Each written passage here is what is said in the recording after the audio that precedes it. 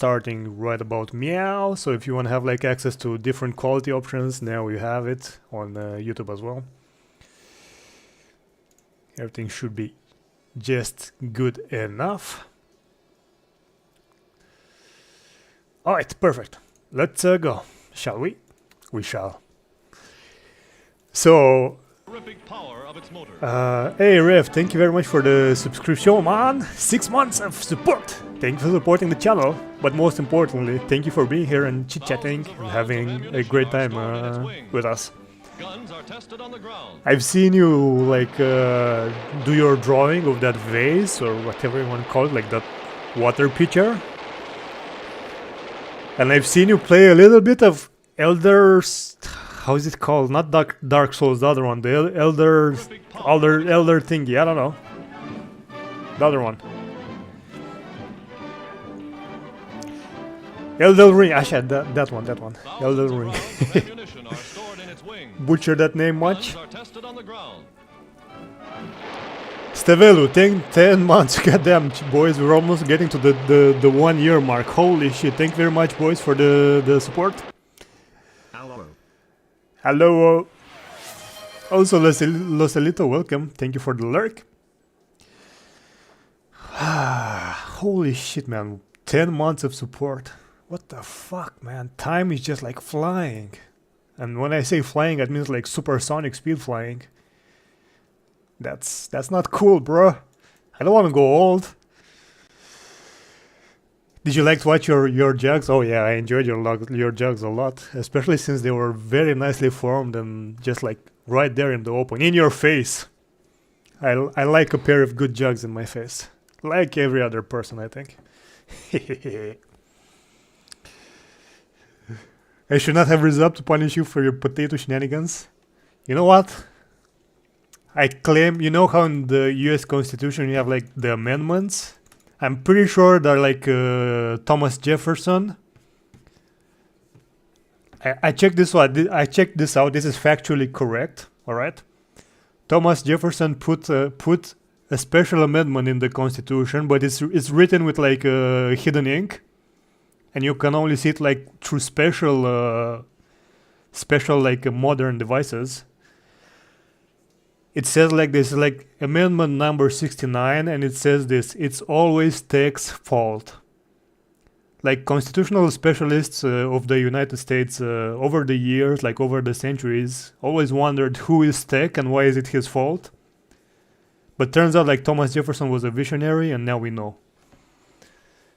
So there you go.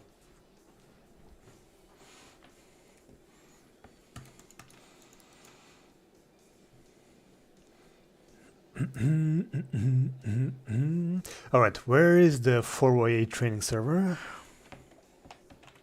Ah, here we are.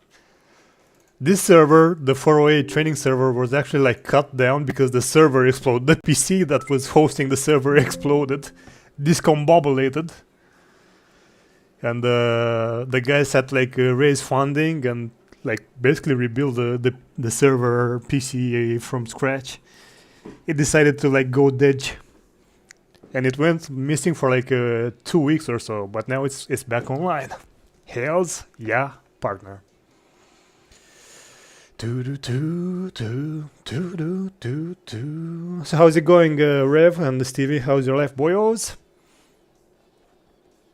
I know my life been doing good. Well, good as good it can get, I guess, considering the overall political situation in my country and the overall world political situation. Alright. Let's just do some clean bombing runs, shall we? Just straight up bombas. Big ass bombas. 1,000 pounder on the wing,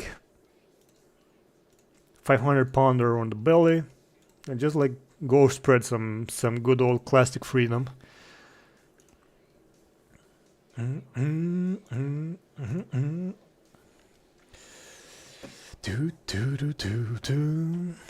I need to tune out from the news a bit more. Can't handle the brain rot going. Yeah, it's just like over the top. It's no good, man. It's no good.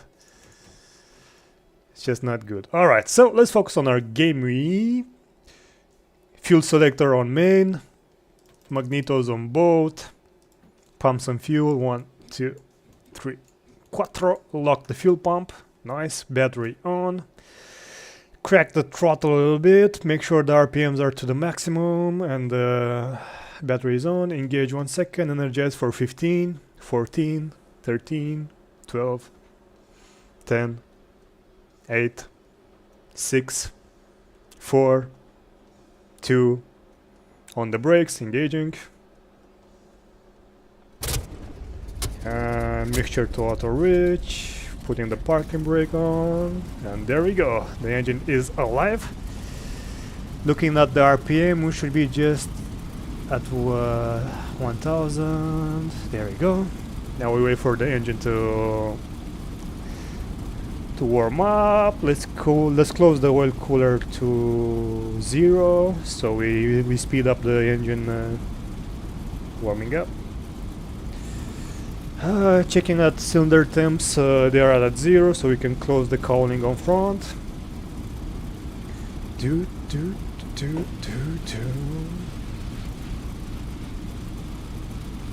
Nice. All right, engine is set up for a nice warm-up procedure. We're flying big ass bird number 2. We don't talk about what happened to number 1. What a splendid vision this one is. Hey, Anastasia, welcome. Thank you for the heart. Number 1 fire. Hey, I just said we don't talk about it. What the heck?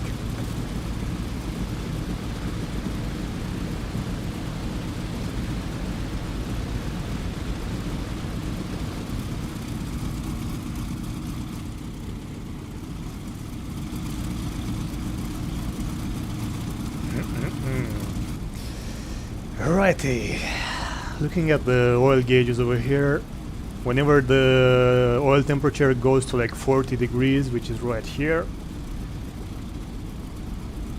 that's when we can start taxiing and take off safely.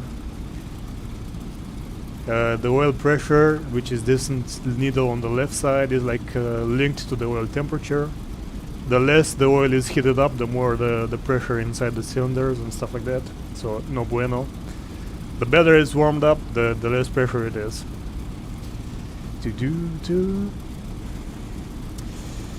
Alright, let's do the flight instruments here, huh? Get the altitude to 0, hero. There you go, 0. Now technically, if you want to be like super correct, you're gonna need to check like the pressure over here, which should be on the briefing page. Alright. Yeah, 29.42 inches pressure on Saint-Pierre du Mont today, which is kind of where we are at 29.40 over here. Holy moly, Wingling, thank you very much for the huge ass raid. Welcome everybody. We're just in the big ass bird number 2 over here, the 47 in DCS. We're warming this pretty baby up. By the way, guys, if we have any DCS enthusiasts in chat, World War II boys, if you want to join me on the training server on 4A, feel free to. Thank you very much, Wingling, for the big ass raid. I would tell my moderators to give you a shout out, but with the very few numbers of viewers that I have right now, it's kind of pointless. But mods, let's give a shout out to the kind Wingling Dragon, one of the leaders of Team Sim. I was just explaining to the audience that you can set up your altitude in regards to like this pressure over here, and the server actually provides us the pressure over here, 29.42 inches on Saint-Pierre. And now let's dial this one, the gyro compass, according to the freaking magnetic compass. Let's see, 31.5. So just one smidge like this. There you go. Why do you have 2 compasses in the big ass bird number 2? You might be asking. Well, The reason is simple. This one is a magnetic compass, this is a gyro compass. The magnetic compass only shows you the true direction whenever you're flying on a stable flight pattern. So you're flying straight and you're keeping you one direction. I don't know how realistic it is. It's how it's done in DCS. Wingling can tell us more about it. So it's not really helpful when you're like desperately maneuvering. Let's say you're in a dogfight and you need to like vector back home, or at least on friendly lines. And you need to go like, okay, I need to head west, that's where my friendly line is, AAA is west.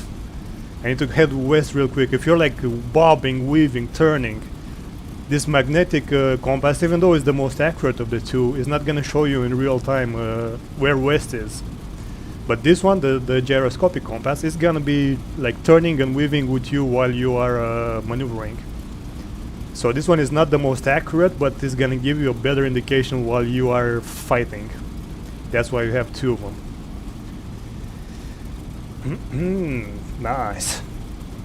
Alright, let's prep this big ass bird for combat a little bit. This is the training server, so it's a very nice server. Unfortunately, this server was not live because it had a little bit of a technical issue when we trained Wingling for the event. Oh shit, Fenrir is over here. Fenrir is in a mosquito, by the way.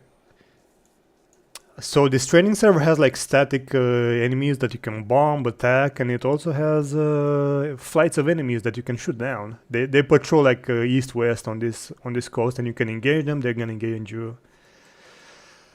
Right.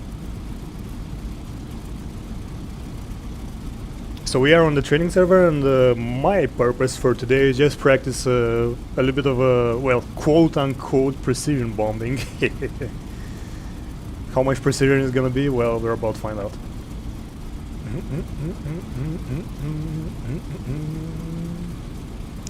That's exactly Viper Nest, welcome. That's exactly the... You need to wait for it, and while you are dogfighting, you kind of don't have to waste precious seconds like flying straight.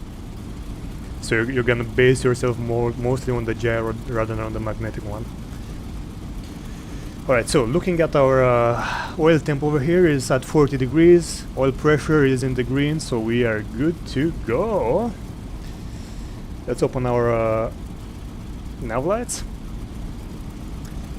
Let's set up our bombing run for now. So looking at this quadrant on the 47, this is like the safety. This is actually like allows you to drop the bombs or not, and this is where you select the bombs that you want to drop, like left wing, right wing, belly. Let's go left and right, like drop the wings first. We're gonna be selecting on bombs. Now let's arm the bombs. Technically you should arm the bombs while you are flying, otherwise if you take off and you crash, well, you're not gonna have a good experience. But you know what? It's a training server and I'm gonna claim ignorance. We're training, we're doing it live. Alright, so the big ass burp ready to fly. Look at this beautiful aircraft, man. How can you not love the Thunderbolt? Listen to the Pratt & Whitney just purr, man. Alright, let's go. By the way, Fenrir, if you are listening, you can join the voice chat in Discord. I'm like a little bit of a disclaimer. I'm a beginner flyer, no expert over here. Opening the oil to neutral. This one can remain over there. So don't expect the most experienced. Oh shit!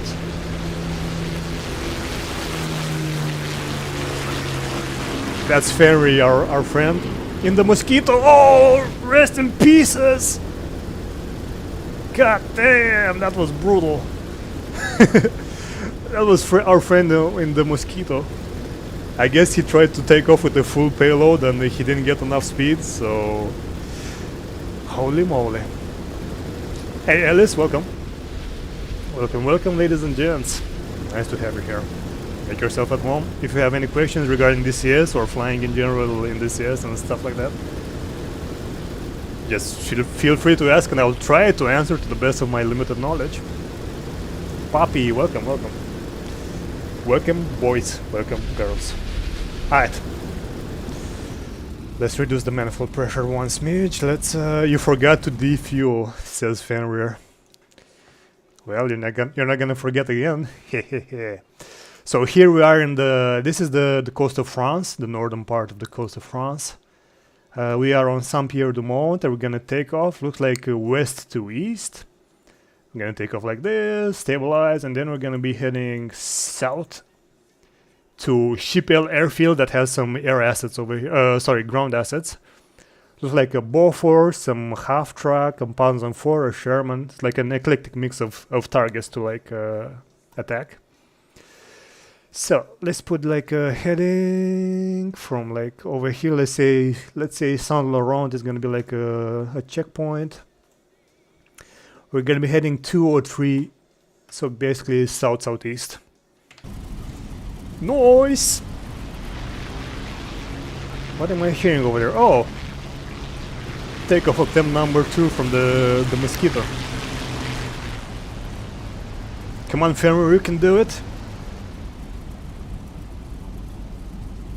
You beautiful bastard, that's looking great. By the way, guys, the Mosquito is so freaking hard to take off in DCS, I feel like. Powered by 2 Merlin engines, you can see them burning over there. Goddamn Spitfire engines, they're spitting some mad flames. Look at this beaut.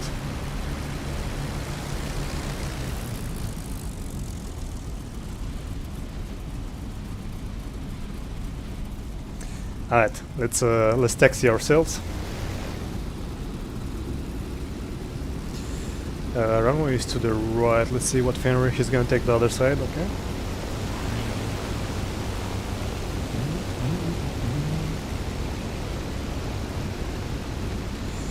45 minutes left to complete the mission. Okay, safe to say we have enough time to have our fun.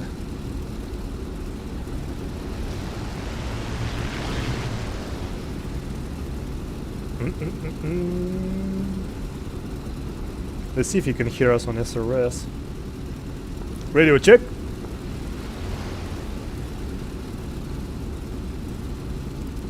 Mr. Fenrir, you can go first if you can hear me. Yeah, I can hear. Alright, sir. The entire world is watching you. No pressure.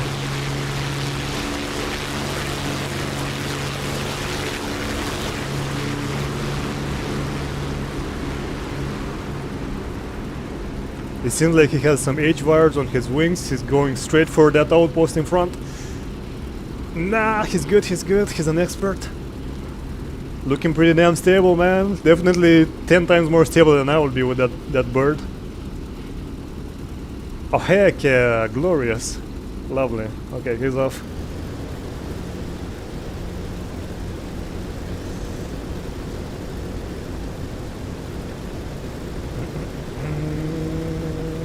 Our turn to do some damage, I guess.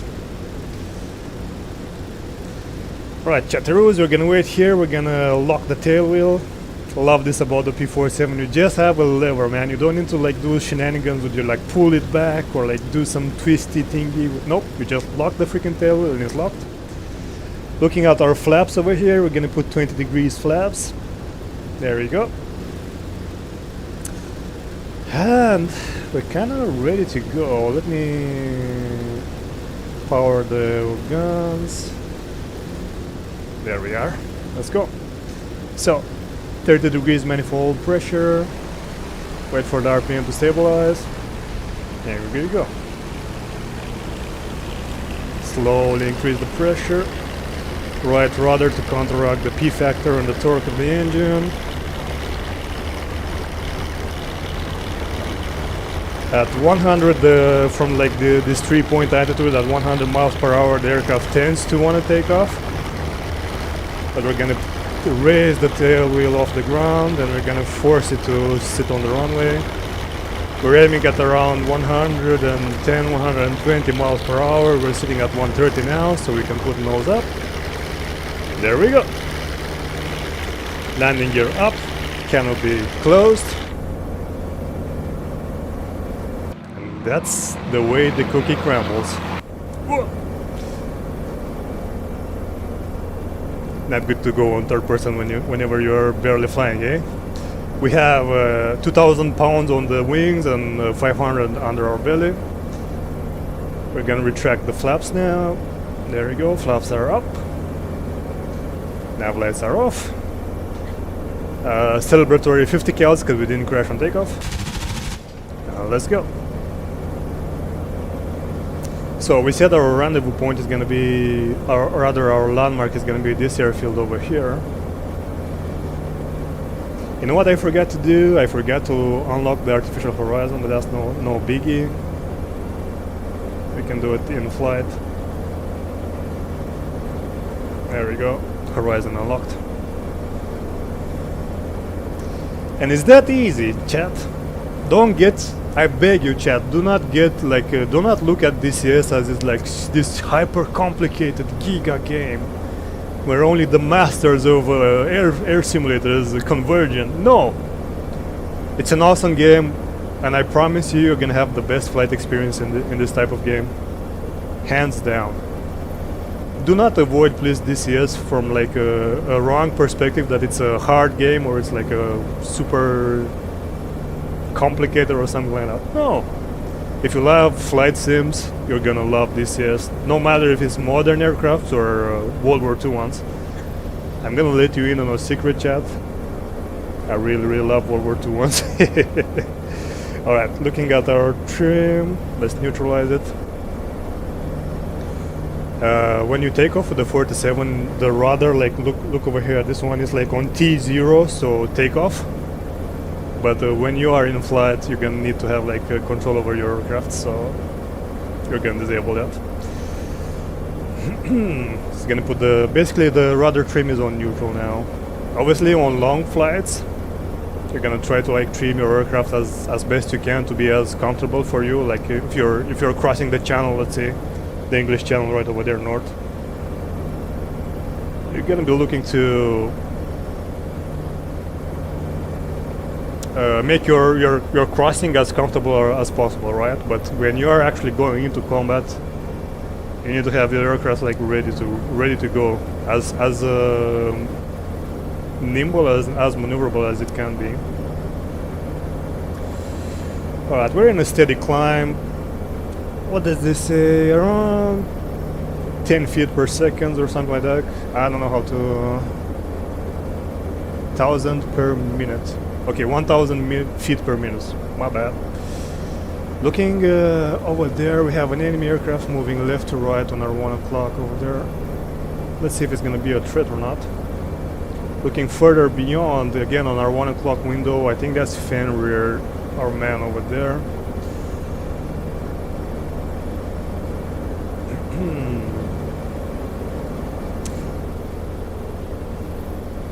So we definitely have some enemy presence, we have friendly presence. My cat is sitting on my lap, sleeping like a bastard. God damn it.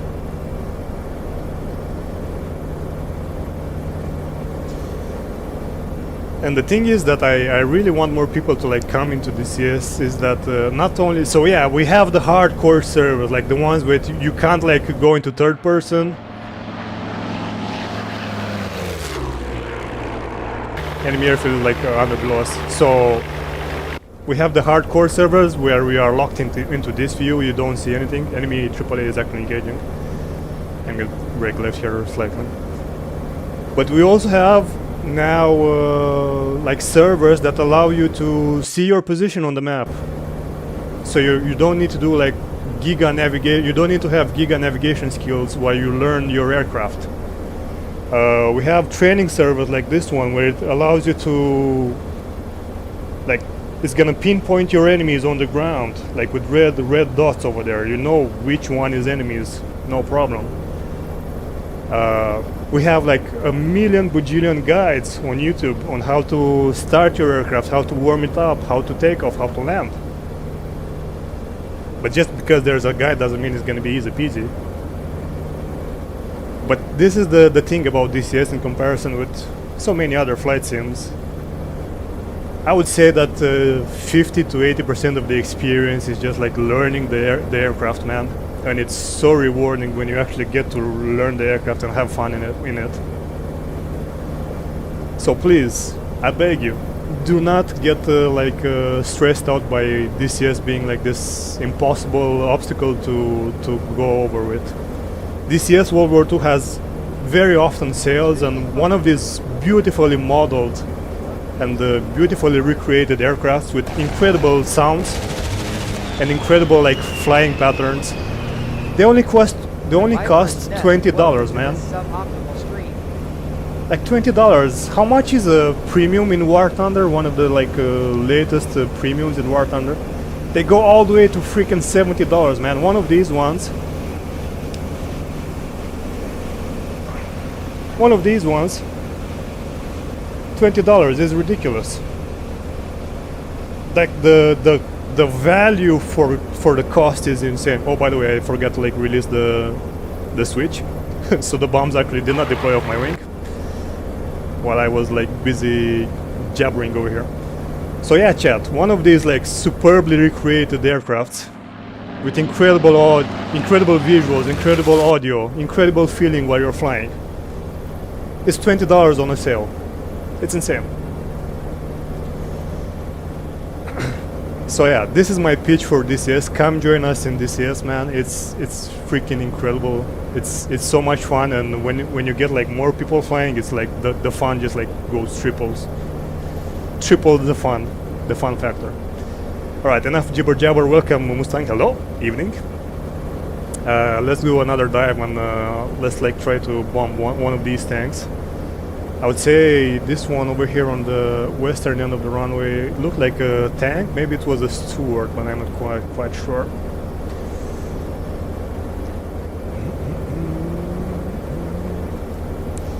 Let's drop our 2,000 pounds of pain on him. Because you know what? He probably did something in this lab that deserved 2,000 pounds of pain, right?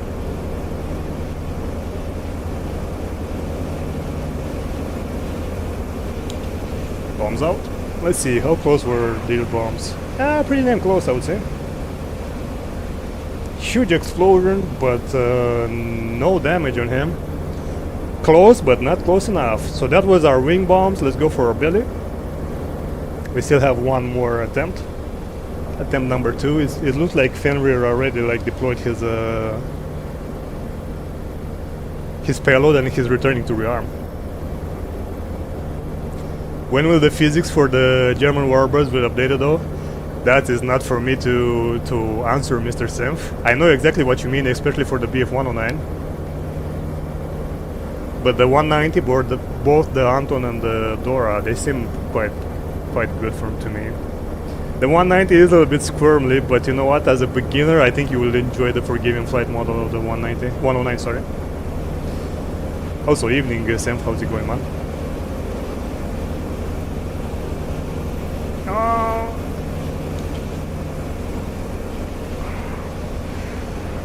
A bit closer, this one. I think it's still no cigar. Hit red AI Sherman with a bomb. Okay, so we did score a hit. Oh, he might be burning. Oh, he's not only burning, he's actually cooking like a freaking stove. Look at that ammo rack. Let's do a close-by fly out. Oh yeah, that Tommy cooker is definitely cooking. Got something shooting at us from over there. Huh? Is it a light armor? Questions. Let's see if something we can 50 cal now. Since you are sponsored by Wingle, you should know, right? Yeah, sponsored. You know what? If I was sponsored by Eagle Dynamics,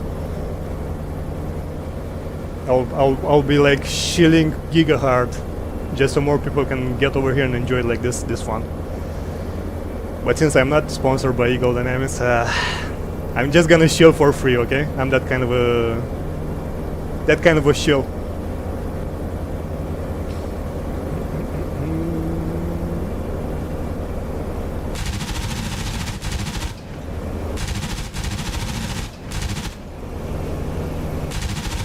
Yeah, that's definitely a heavy armor target. What about you? You look like a half truck or some sort. Let's go for it.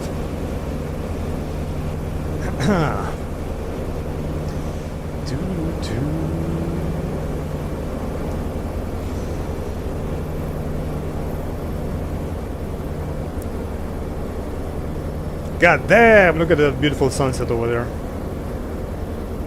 The hour in game is 1800 by that clock over there.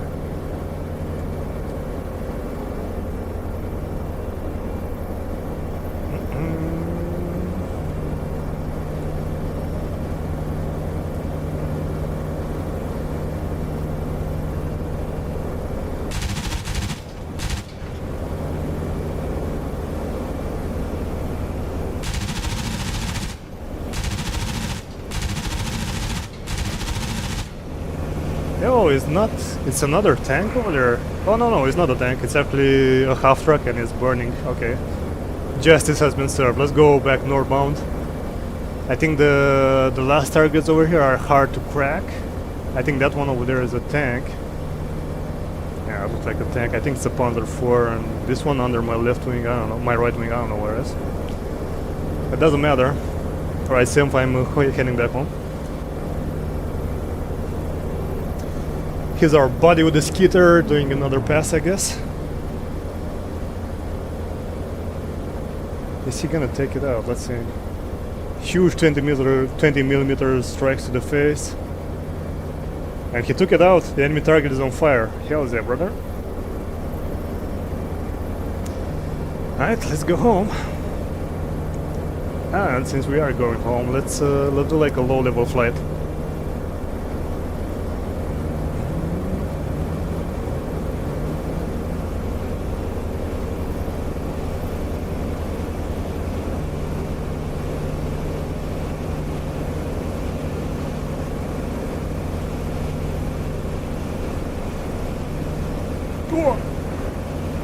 Yo, those trees came out of nowhere. 30 minutes left to complete the mission. Don't stress out, chat. The server, this is a training server, so the mission is gonna restart afterwards.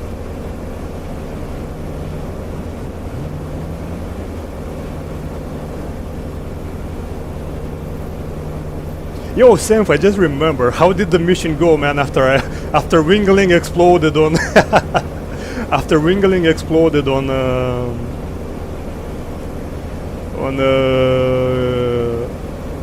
the parking lot, and I managed to like crash into the flight lead. How did the mission go with the Antons? I just remembered.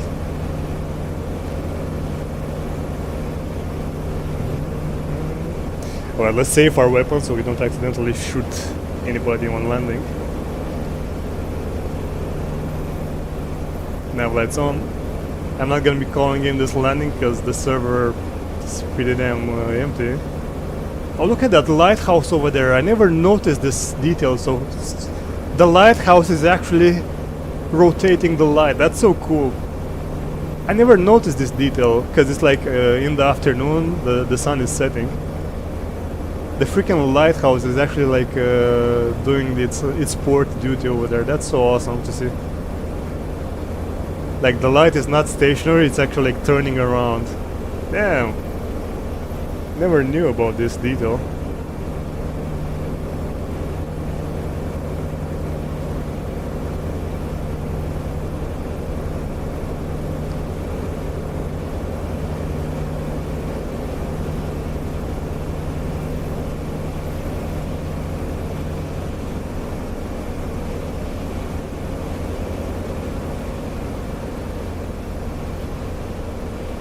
Freaking awesome, dude. Freaking awesome. Alright. So, the airfield we took off is this one over here, Saint-Pierre du Mont. And we took off west to east, so I guess we're gonna replicate the landing pattern as well.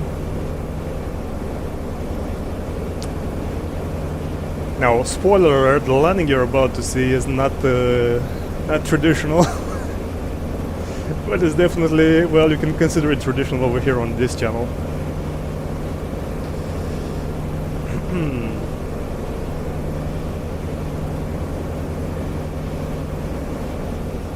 Alright, let's brake left. Cut down the power, cut down the RPMs. Put in the landing light, because yes, we do have a landing light in this game. Landing gear down.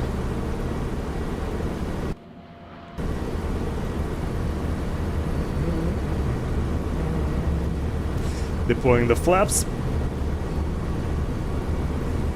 Turning for landing. Releasing the power a little bit more.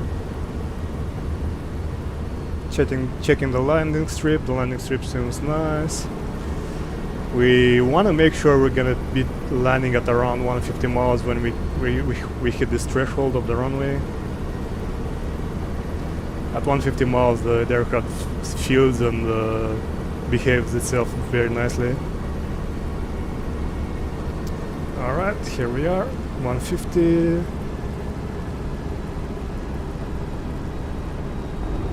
Opa, a little bit of a bounce. That's okay, we're still good. Now that we're safely on the runway, tippy-tappy the brakes. Opens the canopy. And let's see. Look at this gorgeous beast. Big ass bird, safely on the ground, landing gear is intact. Open the oil coolant all the way to the maximum. Because while sitting stationary, it's best to like actually keep the oil and the cylinders over here. This is why I'm opening the cowl flaps. Keep everything open because these air-cooled engines, well, guess what? They need airflow. They're not like the water-cooled engines or liquid-cooled engines when they can like take care of themselves. They actually need airflow in order to cool themselves. So, hey, guess what? When you're stationary, there's not much airflow going on, right? Let's get off the runway, rearm, and go do some more bombas, huh?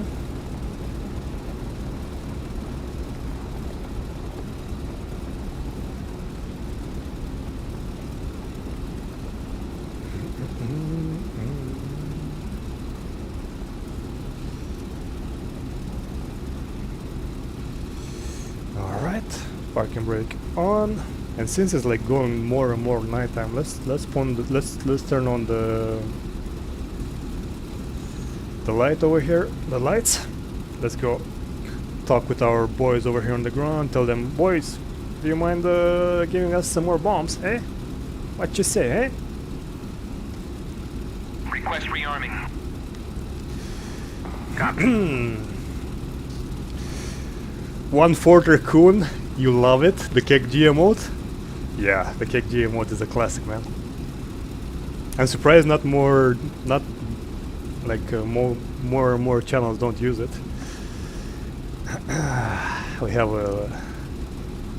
We are. Let me tell you what. We're not the youngest people over here. I'm 30 myself, but I think most of our audience are over 30 years old.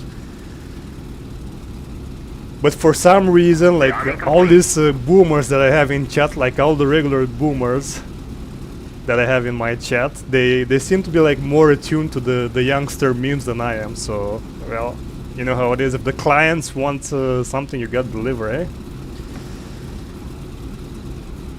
Who am I to like get against the grain?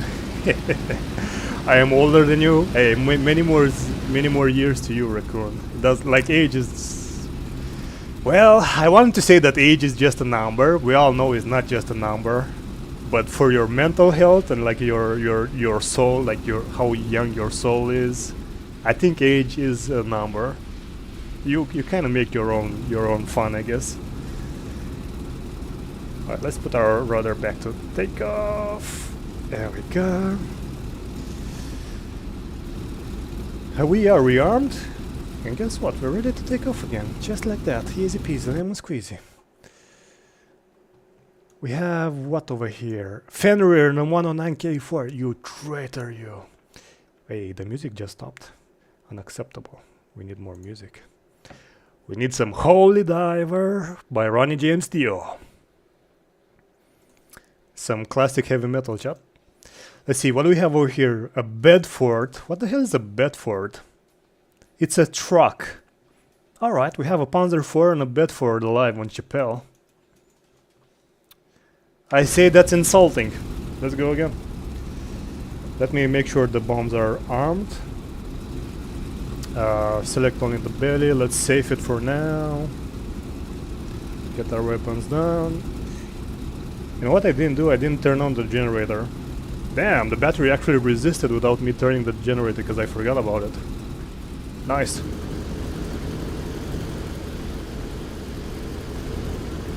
Stand up and shout, chat!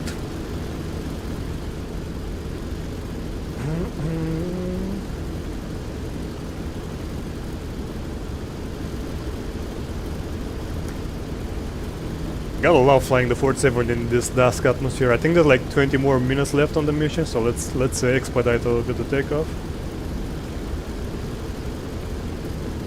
I think this time it's gonna be an east to west takeoff.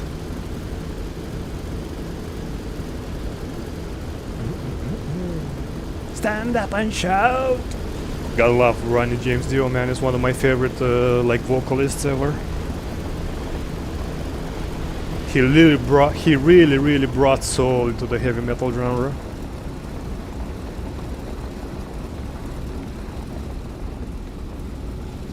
This is the end of the runway.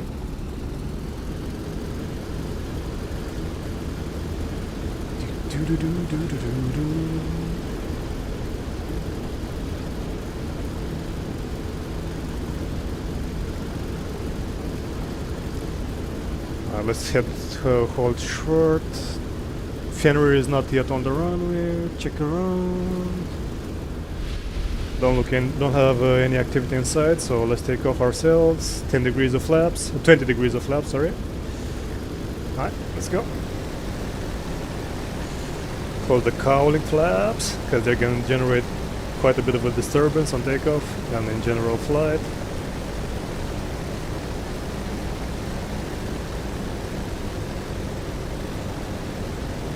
Line up the aircraft. Tailwheel locked. 30 degrees manifold. RPMs to the maximum. Turbocharger doesn't matter. We're ready to go. Takeoff number 2. Here we go. Let's unlock the horizon while we are on the ground this time around. Increase the power.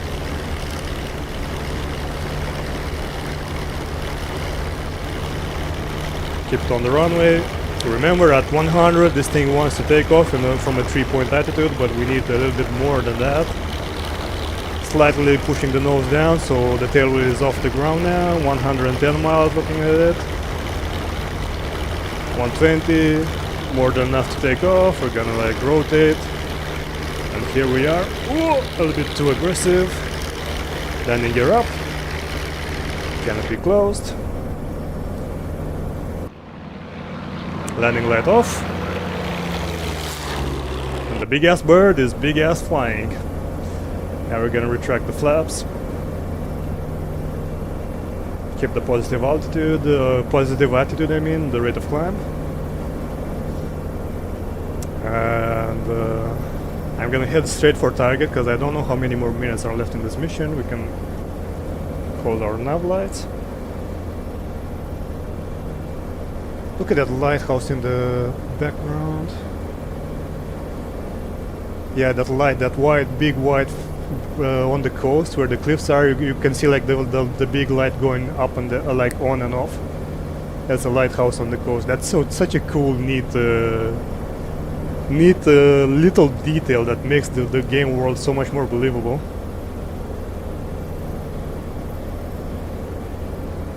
And you're normally not gonna see this if you're flying like the mission during daytime. You're only gonna see it like either in very mornings, like this lighthouse as well.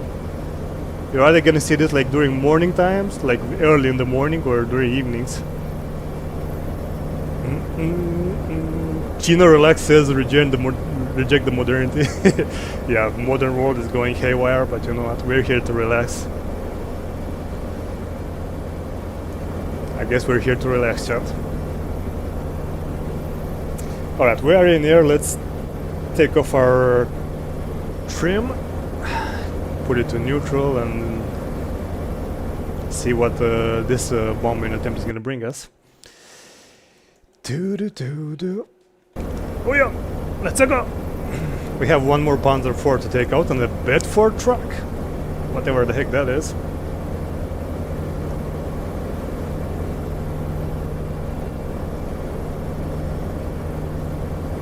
Right over there, 11 o'clock, enemy airfield. Well, hypothetical enemy airfield in this practice scenario.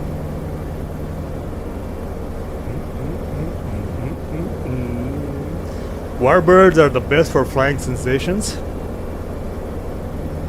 Well, I wouldn't discount modern birds as flying sensation or helicopters.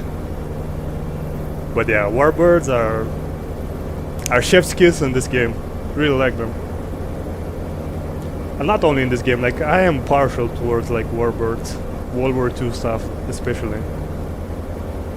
I haven't really tasted like biplanes. I guess IL-2 has a good selection of biplanes.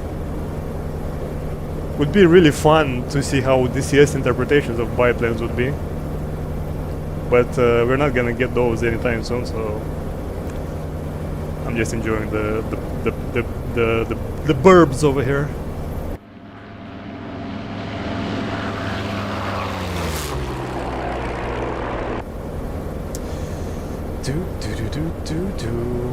By the way, boys, if you like what you're seeing, and since I am a new streamer, or rather newer streamer, I've been streaming for like 1 year, more or less, so I still consider myself as a new streamer. Drop a follow, man. It helps me grow, but most importantly, it helps you know whenever I'm online next time to like get in contact. So yeah, want to support the stream? Drop a follow. Easiest and best way to like support the stream and just like get notified whenever I'm online. I obviously don't do this as a _relax. Welcome to this suboptimal stream. I don't do this as a career. This is just 100% for fun, and always my stream are gonna be for fun, not for profit or anything like that. Chino, thank you very much for the follow. Welcome, boy. Welcome to the suboptimal stream. Alright, we have Uno Panzer Quattro over here. Let's dive a Roni on him and share some good old-fashioned American freedom, I guess.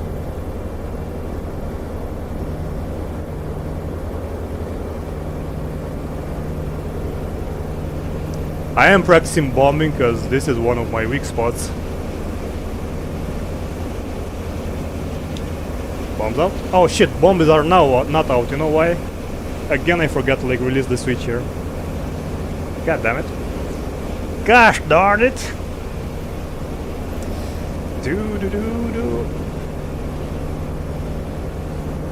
Alright, let's regain our altitude.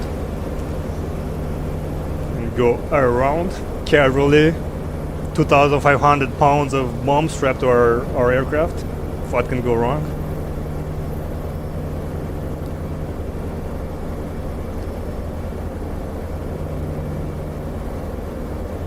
What can go wrong?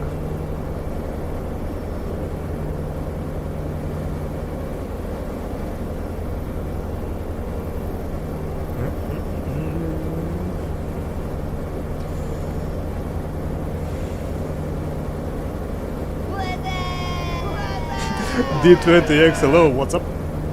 Welcome to the stream. Alright, attempt number 2 on this Panzer Quattro. God bless the training server that the targets are lit up with those red markers. I couldn't imagine being a real life pilot in those times and ages and doing this, man.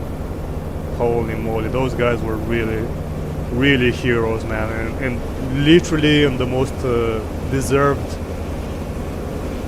and powerful way of the word, like heroes. They put their lives at risk in like incredible conditions. Yeah, target's on fire. Sorry for that bad zoom. You can see the bonfire going over there. That was a Panzer IV. Those guys that did this, youngsters, like half my age basically. I'm 30 right now. Those guys were like 18, 19, 20. Obviously there were older folks as well involved. Youngsters, they went to war, man. Of course, when you're young, you have like that dose of adventure and stuff like that.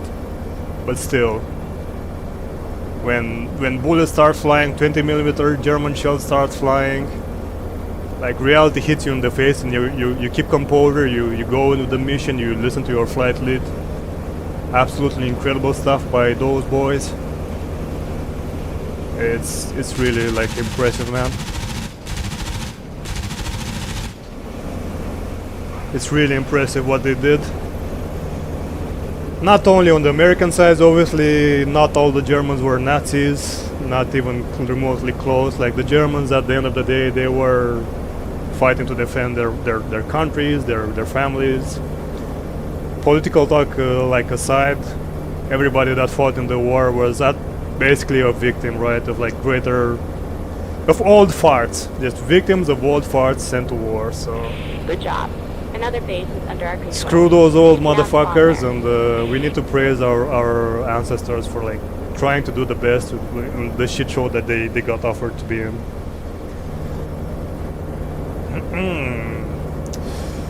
I came in from Grumbles. Do you have Hotas like good sim enthusiast? I have, yes sir, I have a beginner, what I believe is the best beginner set ever, the T16000M Hotas.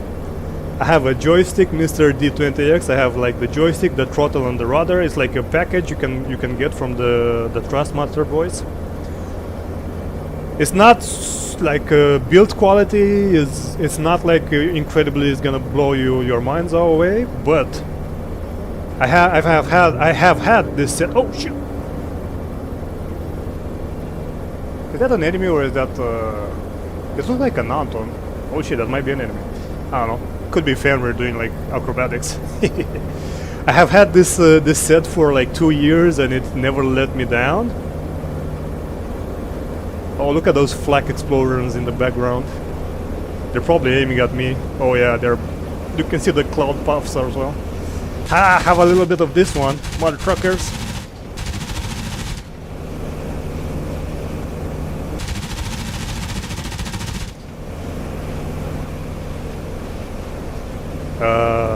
And it never like let me down. It's a great beginner set because you have like a bajillion buttons, the throttle is very nice, the rudders are nice. Again, it's a beginner set, it's something to like give you the taste reliably, like you're not gonna be missing anything vital out of this set. And once you really get hooked and you establish that, okay, I really like flying sim, I can go for something more high quality. Once you get the taste, you can like easily upgrade whatever direction you want. You can even do it like piecemeal. You can keep the rudders, get like a better joystick, then you can get a multitude of throttles, or you can go like reverse. You're gonna keep the joystick and the throttle and go for better rudders. Like that's the beauty of this Trustmaster situation. It's cheap, it's reliable, it's flexible, and it gives you exactly what you need as a beginner. From there, the world is your playground. You can nice, good shots. The world is your playground. You can do whatever you need, you consider. And the best part is you're not gonna be breaking the bank, right? If you consider that, all right, flying sim, I can do this like occasionally. It's not really my stuff. That's perfect. You're not gonna be like breaking the bank, right?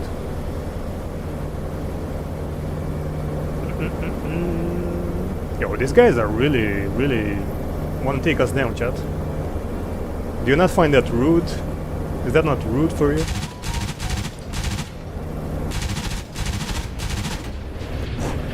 Oh shit! We got hit in the engine. But that's alright.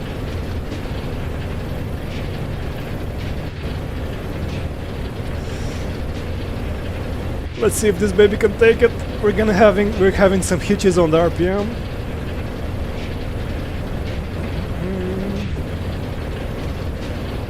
We might be going down.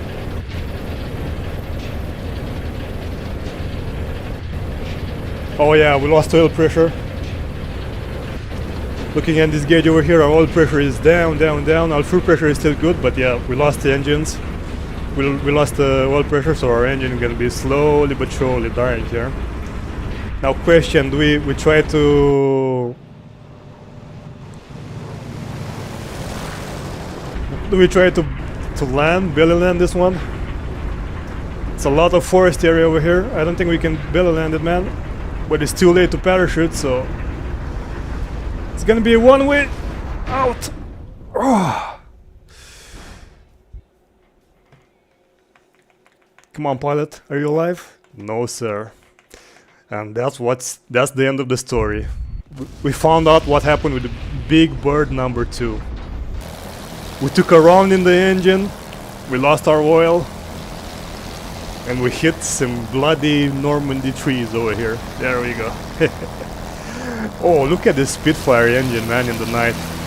Beautiful. We got taken down by a AAA half track. I assume a quad 50 cal took us down. Feels bad, man.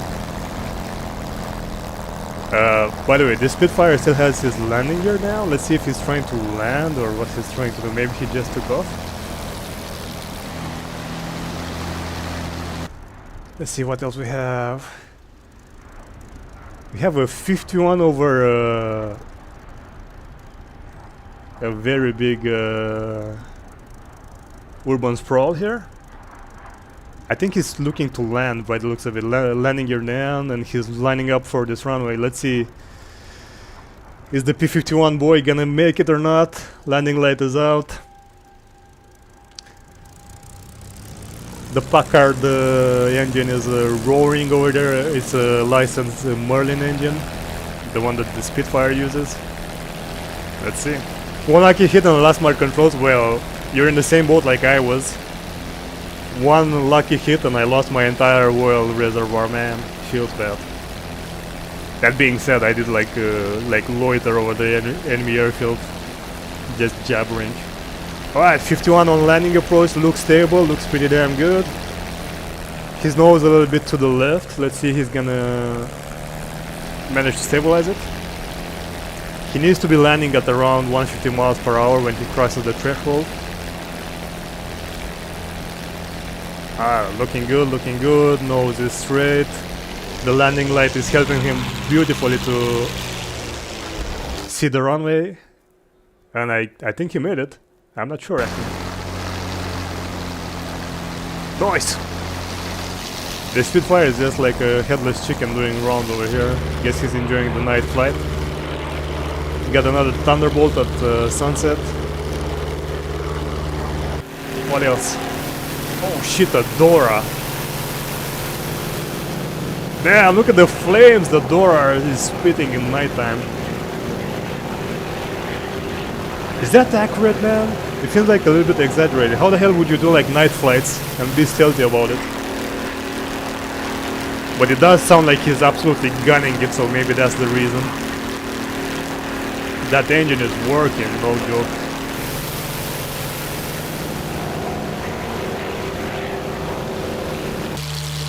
What do we have here? Another 51.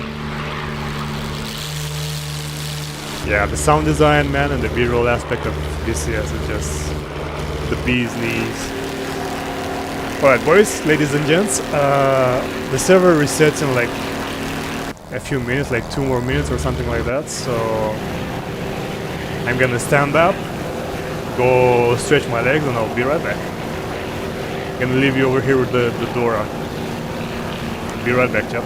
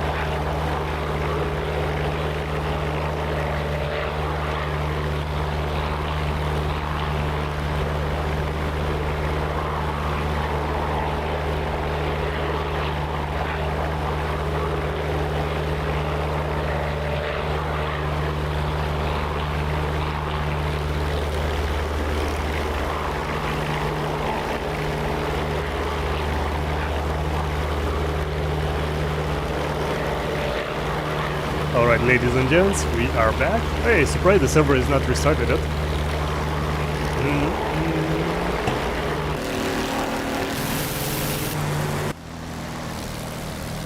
Well, let's take another 47 and sit on the ground while the server decides to restart itself. We're gonna be doing some more bombing missions, but for now let me crack a cold one.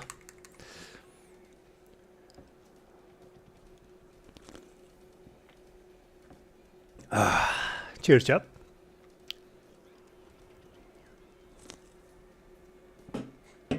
Crack a cold one, start the engine on the 47. Night time, I can barely see the controls. Good thing I kind of know them by heart. Shit. Wait, can I do this while... Where's the battery switch? It's like around here somewhere. I'll be damned if I can see anything. Let's try and do this. Altimeter. Oh, there you go. Battery switch on.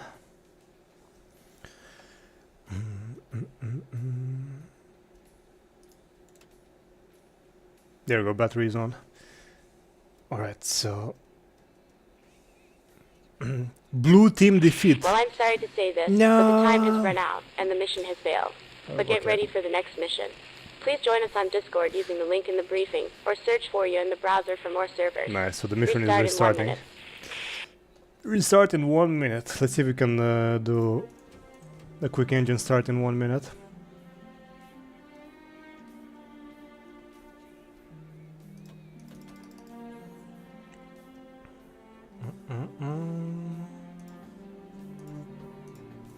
One, 2, 3, 4. Lock it. 1, 2, 3, 4, 5, 6, 7, 8, 9, 10. Contact.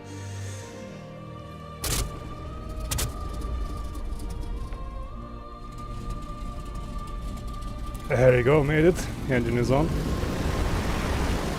Easy there, laddie.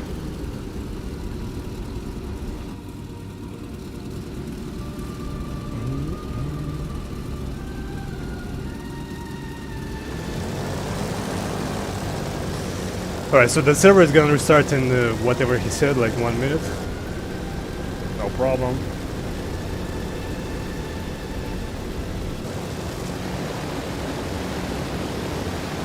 We're waiting for the server restart, and then we're gonna keep on like doing bombing practice, because that's one thing I really need to get good at. Bombing, bombing, bombing.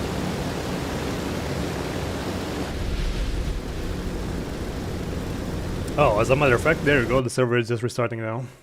So it should boot us back to the main menu, I think. I don't think the server is gonna restart with us inside it. Let's find out. There we go. Hey chat, do you guys have any plans for the weekend? I have some more work to do back at home. So my weekend is gonna be full. But we're gonna be doing some Mi-24s tomorrow in the evening, kind of like the same hour as today. So if you want to see some more content, but this time with the Mi-24, which I am a giga beginner in, join us tomorrow, kind of at the same hour.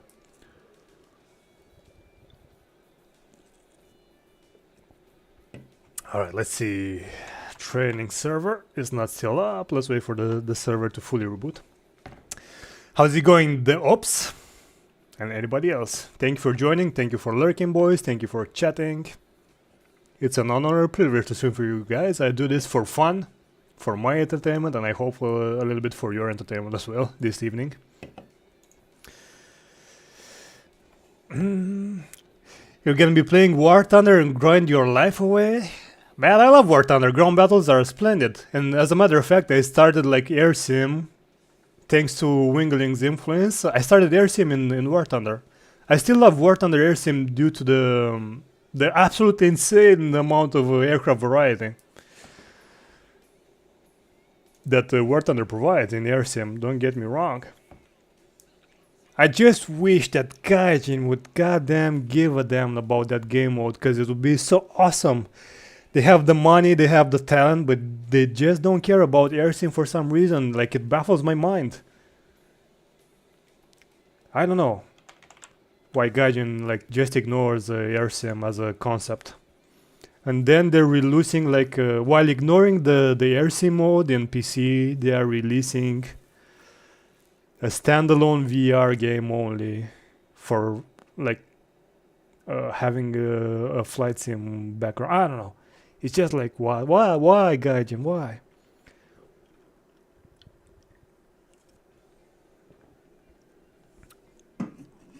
Just weird planning. I don't know. Like, they clearly know there is a market for flight sim since they are releasing a standalone game. Hey, what? Connection failed? Let's try again. So again, to reiterate, they know the market is there because they are building an air sim standalone game on one hand. But on the other hand, they completely ignore the air sim game mode they have. They haven't added a single improvement to the air sim mode inside War Thunder. Like, a little bit of a background. I've been flying like air sim for 2 years now, let's say, in War Thunder. I swear I haven't seen a single improvement in air sim in War Thunder in 2 years. I am not exaggerating one bit, and the veterans that are coming from Wingling's community, they're probably gonna like vouch for me in this direction. And I'm, you can be angry with Gaijin for a while because you know the potential of the game. You can be very disappointed for a while because they have the money and the talent to improve it.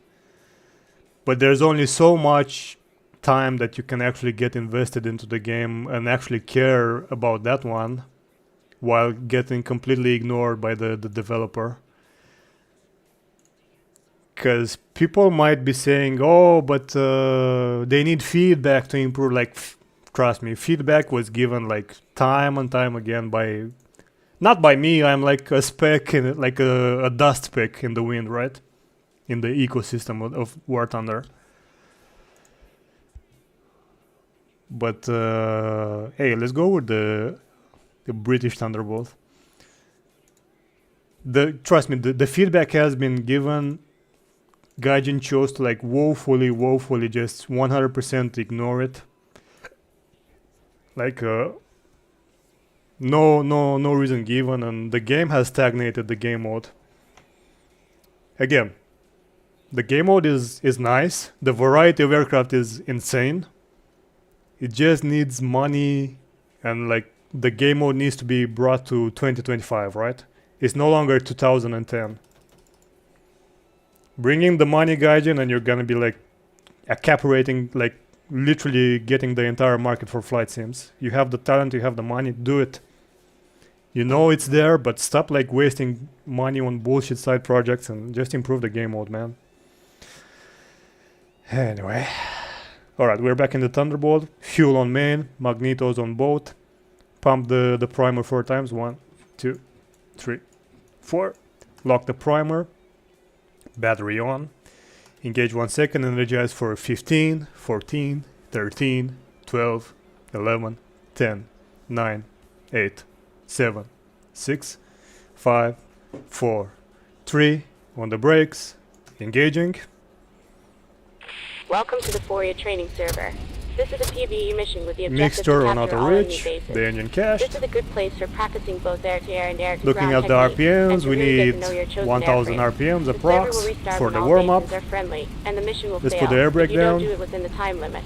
Air You brake can is also down. use comms menu in F10 to check the rules, server time, waypoints, tactics, We're and sitting more. in the Join beautiful our Discord British using the link in livery the briefing to Thunderbolt. report issues, 'Cause or why to the heck contact not? the moderator. Good luck out there. Fenrir rejoin the server. Alright, for those of you guys that were not earlier here when I explained how the Thunderbolt works, we just noticed like the engine start of the bird. Now I'm gonna go through the instrumentation and the engine quadrants, just as a talking point while the engine is warming up. So let's start from the important side, the oil. This over here is the oil temperature. It starts from 0 because obviously it's it's not freezing outside, so it's not going to be with minus.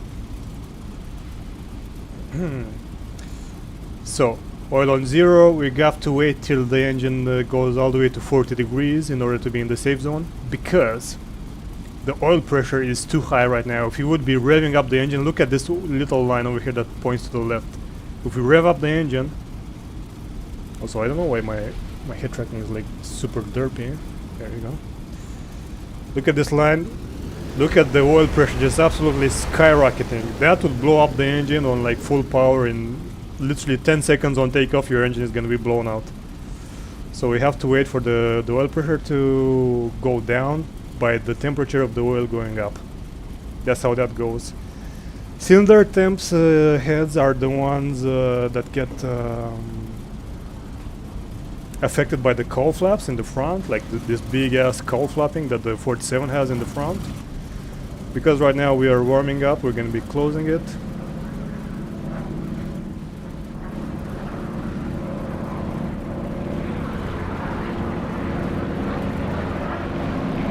Oh shit! Nice, a little bit squirrely, but that 47 took off. That 47 took off like way earlier than us because there's an option to spawn with the engine hot already, everything hot, because this is a training server, so that expedites the training. I just like to take it easy and warm up my engine. So right now the cowl flaps are fully closed, and we're gonna be closing from this side panel over here. We're gonna be closing the oil cooler as well, using this switch and looking at this one going all the way to closed.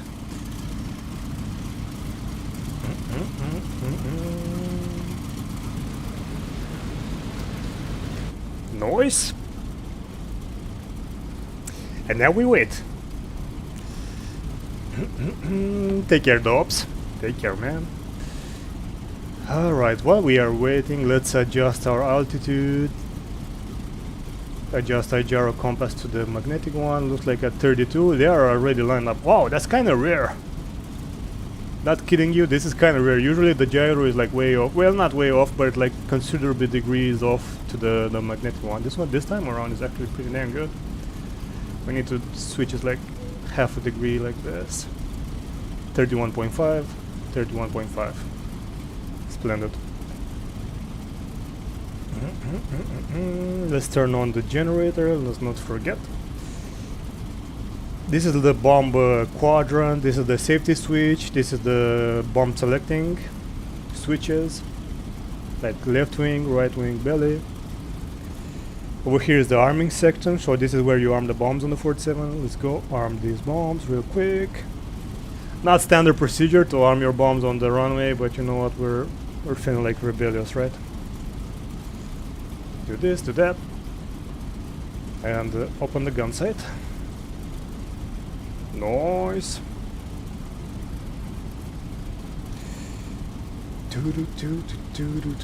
How's our temps looking? We're sitting at 25 degrees, so we're getting there halfway. Halfway there, living on a prayer. Now lights on. Yeah, and in this beautiful mission we're gonna have 1000 pounder on left wing, 1000 pounder on right wing, and a 500 under the belly. We can also take rockets. Should we take some rockets, chat? You know what? We have to, right? Let's take some HVAR rockets. Request rearming. Copy. Alright, the ground crew is gonna slap some goddamn high velocity armor piercing rockets on our wings. At least I think that's what the name stands for, HVAR. Wait, it's HVAR, not HVAP.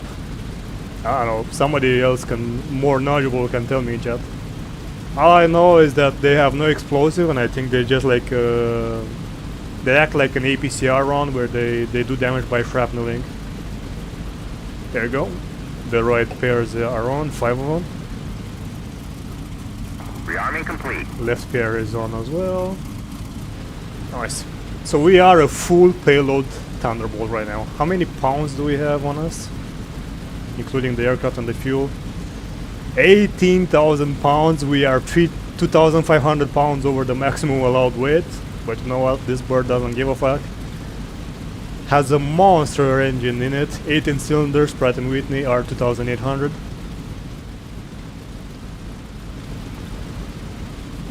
Developing 2,300 horsepower on combat power and 2,600 horsepower on the war emergency power when the water injection is fully engaged.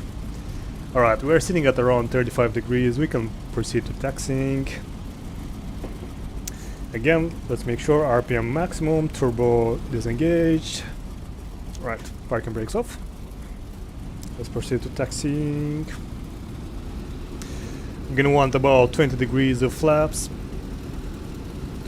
When I first learned the Thunderbolt 1 year ago, a young MDC in the arts of the Thunderbolt was learning this aircraft.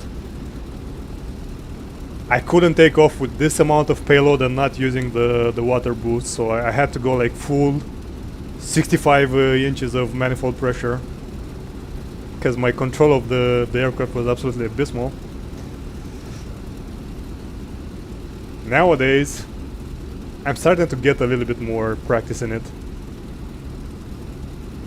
Lock the tail wheel. Now I can sometimes take off without using the Dodge 1, request takeoff. the water. So we're just gonna be using combat power 52 inches without the turbo supercharger. I see Fenrir is still on the runway. I mean on the taxiway. We have a flak unit south, but we're gonna go bypass the flak unit and attack this airfield again, Chappelle. So the mission fully reset. Nice. You're gonna be attacking Chappelle. We have an M2A1 here, a half track. We have a Sherman and M4. We have another half track, a Panzer IV. So we definitely have targets, both heavy armor targets and lightly armored targets. So we're gonna have some fun. All right. Checking the airfield around us. Ball Looking 2402, welcome to this suboptimal stream. looking pretty clear. Val 2402, damn, you're from the future, sir.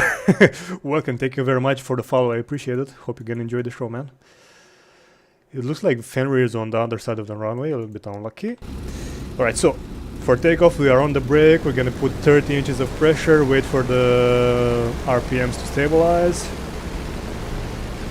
Release the brakes. Make sure we are tail wheel locked, slowly increase the power to the max it's gonna give us. And we are running with 18,000 pounds of weight on us, man. So very heavy, a single engine, but it's not any engine, it's the Pratt & Whitney. One of the most important American engines in the war. Not only for the 47s and like the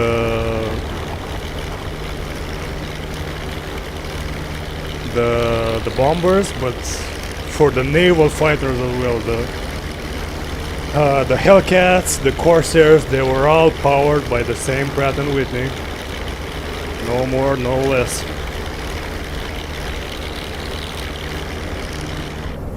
Alright, we took off. A little bit sketchy, a little bit to the side, but we took off. We are in the air again. 18,000 pounds of weight on us. 3,000 pounds more than we're supposed to have.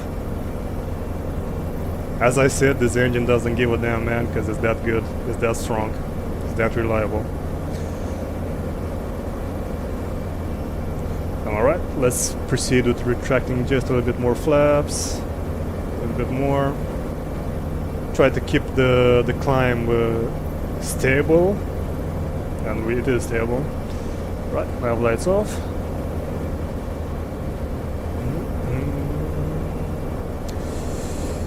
Alright, we're rather slow now, 150 miles per hour, but we're gonna gain some speed, slowly but surely. Proceed with depositing these nuts on your chin. This nuts transaction has been confirmed, Mr. Johansson.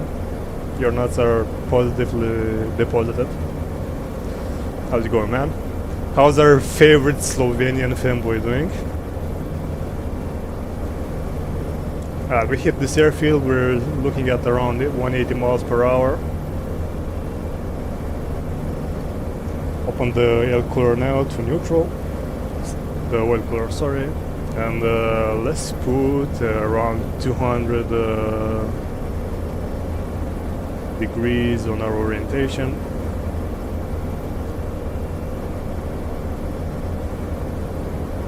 There we go.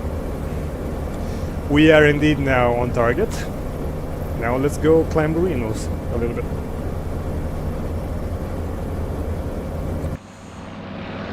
Oppa! Technical issue, chat. It seems like one of our landing gears got damaged in our scuffed takeoff. That's okay. We're gonna proceed to target with the damaged landing gear. Make things interesting, and why the hell not?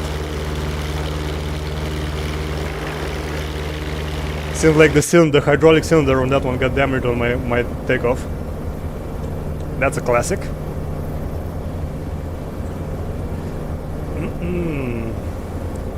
Is that a British camo? Yes, sir, it is. You know what? Because it's a British camo, I think this is why the landing gear did not deploy. I blame the technical difficulties on the British camo. There we go. The streamer ego is saved. We found a plausible cause for our mishaps. But you know what, man? Like this is even more telling for how good of an engine the Pratt & Whitney is and the platform. Like we have giga drag inducing over here and we're still climbing. We're still going 160 miles per hour. Climbing with 18,000 pounds on us. While having effectively an air brake on us. Ay caramba. Well, you know what? Bombs are armed. We're gonna do our best. I'm gonna expect a huge amount of drag on our dive pattern from that single landing gear being down. So this is gonna be interesting. Alright, horizon unlock, because I forgot to do that. Yeah, I know, man. The Corsair just dropped the landing gear on the Corsair was so strong. Just use the landing gear as an air brake, speed brake. Just insane design. The Corsair is both positively funky looking and very reliable as well.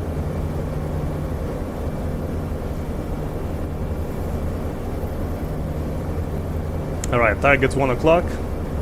Let's proceed with one dive attempt. Let's see how the landing gear is gonna generate drag on one direction. Oh yeah, I can feel it. Oh no. I can feel it like a lot. AAA is starting to engage in us. Let's go for this Sherman, I think it is. Oh, I dropped too short, haven't I? Oh yeah, those were too short. The bombs didn't even get to arm. Damn it. Alright, let's go for the belly. You know what was nasty about the Corsair? Because the Pratt & Whitney was such a strong torque engine, like 2000 horsepower. Imagine that, like a regular car like has like 100 to 200 horsepower. This thing has like 2000. When you go for a landing attempt on the Corsair and you like are on low power setting, like the throttle is almost all the way back. If you realize you fucked up and you panic and you put the throttle super fast, there goes Fenrir on his dive. Nice pickle on that Sherman. I think he's gonna take it now. No, it was a miss. When you put the in a panic, if you put the throttle like too early, too fast, the torque of the engine is gonna pick up so hard and so harsh, it's gonna flip your plane around. It happened a lot in training for the poor schmucks that did it. And I assume it was not a pleasant experience. No, I don't know what happened with my belly bomb though. Didn't drop. What the heck? When did I put the safety? Wait, what? Wait, what?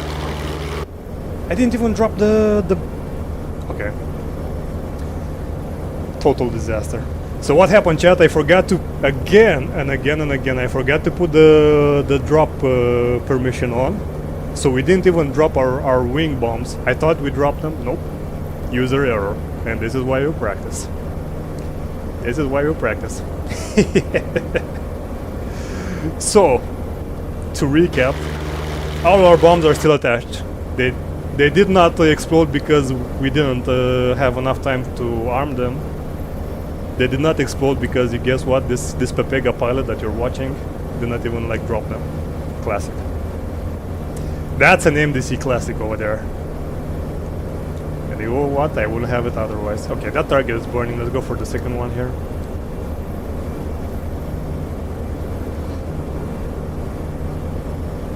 Pico. Those were very far off. But they exploded. 1 point for MDC. Let's go for the belly. The Typhoons. Oh shit! That was a nasty shot. I think it was a 20 mil or something, man. Yep, we lost power. I think we lost fuel. Let's try this. Yep. Okay, we good, we good, we good. You know what happened? The electrical pump of the aircraft got absolutely smashed. Good thing we have like a second pump in the 47, because you know what? The freaking designers of this aircraft were goddamn geniuses. We are still trailing smoke, so we are losing oil pressure, but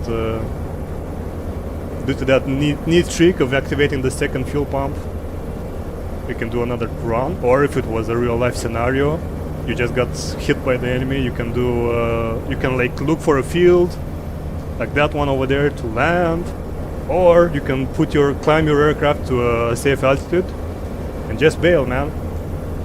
This is why the 47 was so beloved by pilots. One of the reasons, because it was super reliable, super tanky, and it had a lot of safety features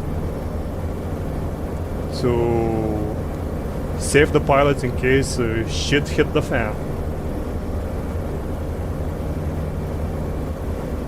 Right, belly bomb selected. Let's go for this one over here.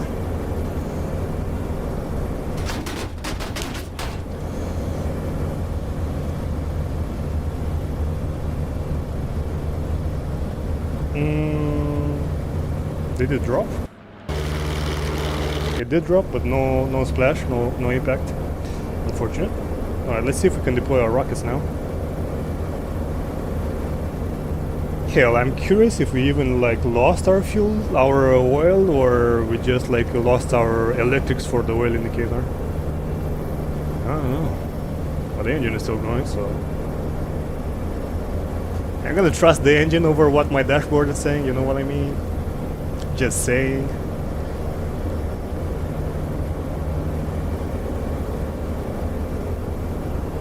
Also, I know the music stopped, so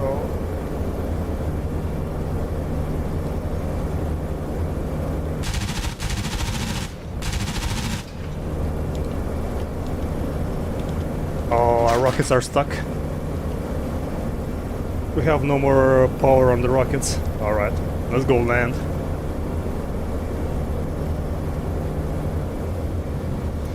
Alright, Fen, I got absolutely... Oh shit, the radio is not on.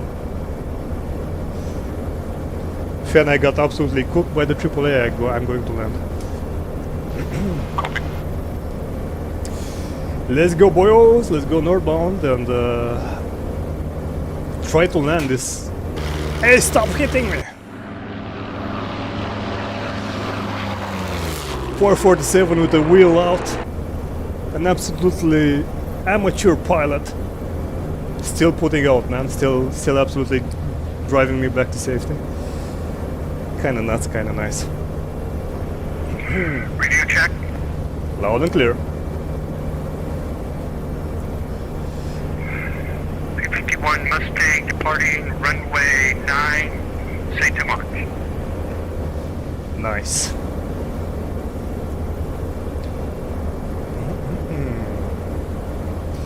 I know the music stopped yet, but I can't take my hand off the joystick because I don't know if you observe, but we have sustained quite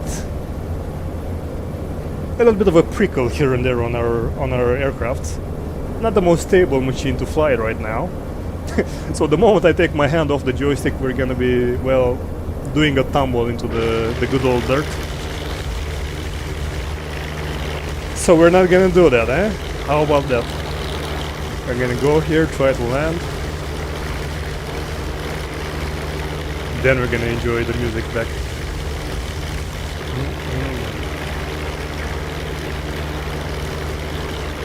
And since we have people on the server now, we're gonna be calling our takeoffs and landing now. That would be the 51 that just announced his takeoff. Nicely. Nicely done.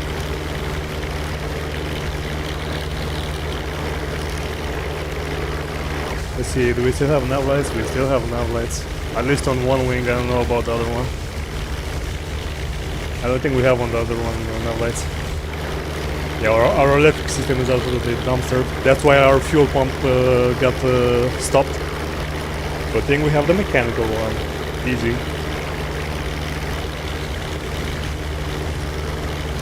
Alright, this do be the St. Pierre airfield over here on our 1 o'clock, 2 o'clock.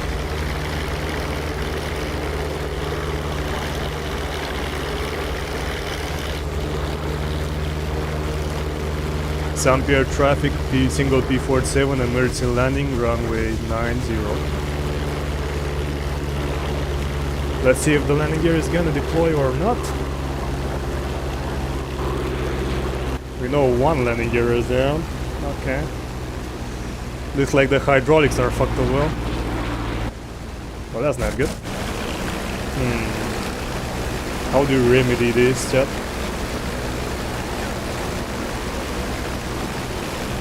Let's see if it given a good shake, it's gonna like save the situation.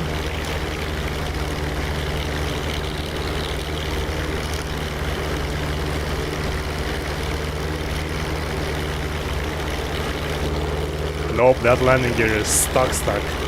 Okay, so I see you, Dumping Jet. Hello.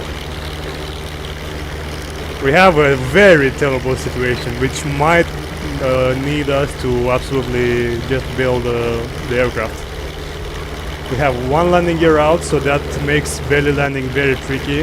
The second landing gear, because of the damage we sustained, doesn't want to come out. We have H-bar rockets on our wings. Chat, we have two options.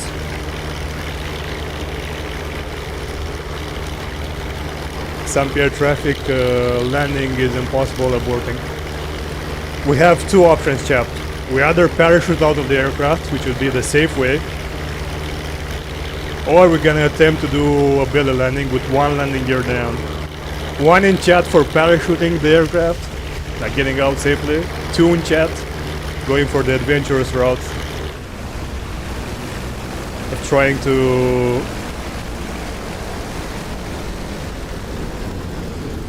belly land it.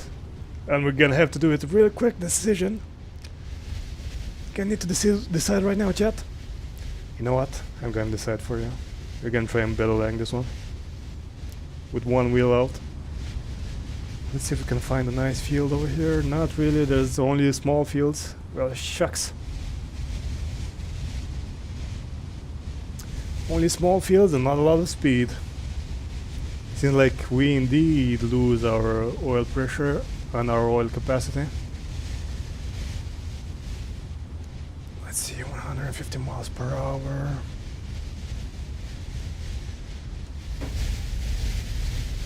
Let's try and go for this field. That's not this yellow one, that's right under our belly. Well, actually, I guess this is the field.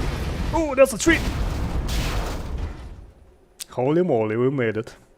Half a wing gone, the landing gear is out. But you know what? The pilot is alive. Not only he's alive, he can walk out of the aircraft, man, and assist the battle damage. Holy shit. Well, that was interesting. Good old Thunderbolt brought us home when we were alive. Again, this was the adventurous option. Could have well just like ended in absolute tragedy. Could have just bailed out safely, but you know what? Where there's fun in that one, eh? And like Johan was saying, I blame the British markings on the aircraft. All right, good. Now that we got that out of the way, let's take another platform. After we put some music on. Let's spawn hot. Let's take a little bit less fuel this time around. Let's make sure all the settings are plugged. Yeah, give me the rockets as well. There we go. Hell yeah, partner.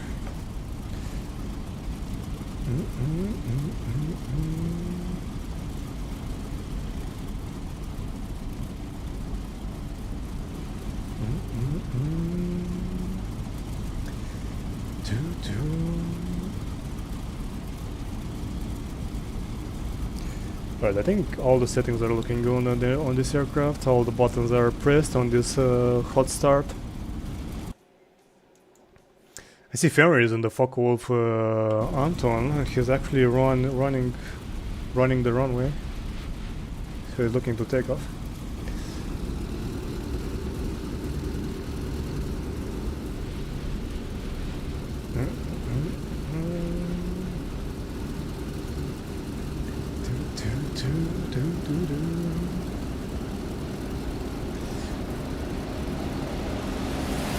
Beautiful takeoff with the Focke-Wulf Anton, which is not an easy feat, as a Wingling Dragon can attest. I think he had the 500 kilo on his belly, so that's even more impressive. Let's go. Let's close this canopy. Sorry, not the canopy, the cowl flaps. Lock the tail wheel, 20 degrees. There we go, 20 degrees on.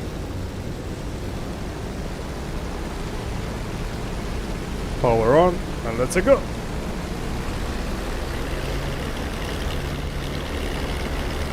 St. Pierre traffic, single P-47 taking off, runway 90.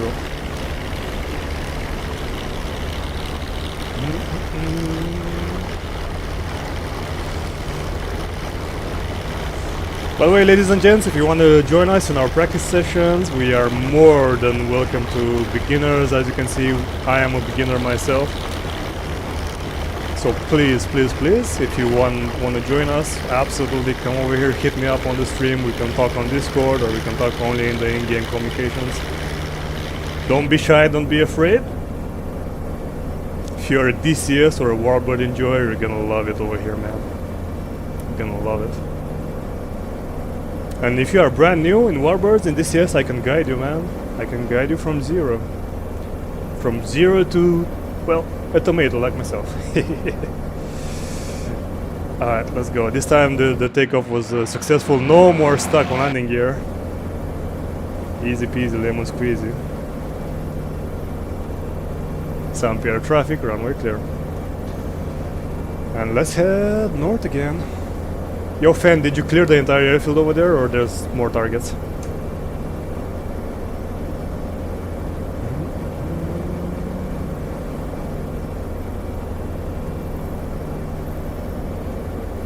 I don't think Fenrir copied us, that's okay. Maybe he didn't start his radio on the Focke-Wulf. Right, let's put the rudder to neutral. There we go.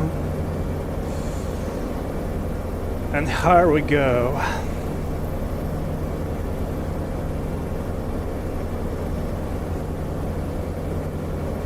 Adjusting some cooling here and there.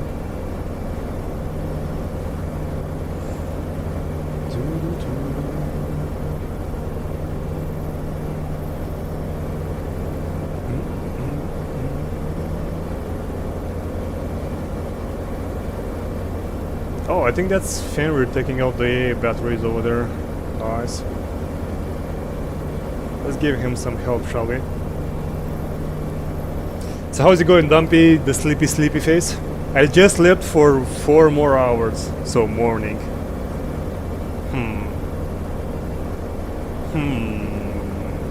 About that one. You know what? If you are from the USA or South America, anywhere in the Americans, you're probably right, man. It is probably daytime, morning time.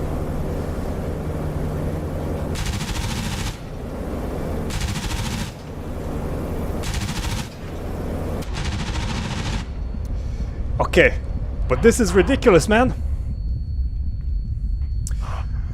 Like the Anton is doing strafing runs up and down when the freaking AAA was focusing me all of a sudden. Like, obviously I saw that it was focusing me, but kind of weird the target selection. Let's go again. We got our ass kicked. But that's nice. We can practice taking off again. Obviously, because this is the training server, I wouldn't be flying so recklessly in a mission, but it's a training server, so we're gonna treat it as such. We're gonna put ourselves in the most ridiculous situations in order to learn from it. And you know what, chat? We learned that flying straight up at the flak battery is not the brightest idea in the Side world. mission has been completed. Good job. How about that one?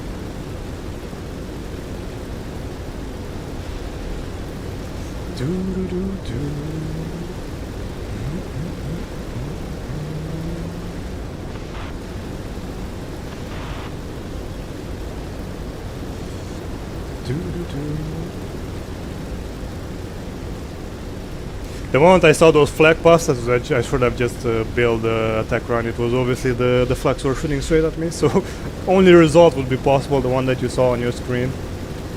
The one where I died a terrible death. But you know what? At least it was a quick death. At least it was a quick death. Alright, 20 degrees flaps. 30 inches manifold. RPMs maxed out. Arming the bombs. Here we go.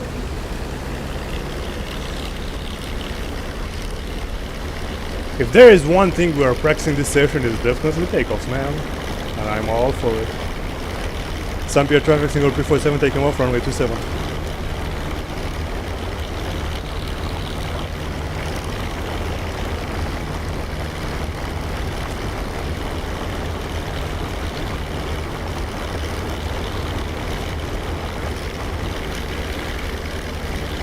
Boom, boom. There we go. Easy takeoff.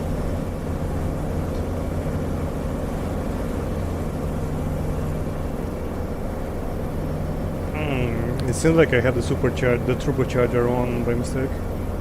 Whoopsie.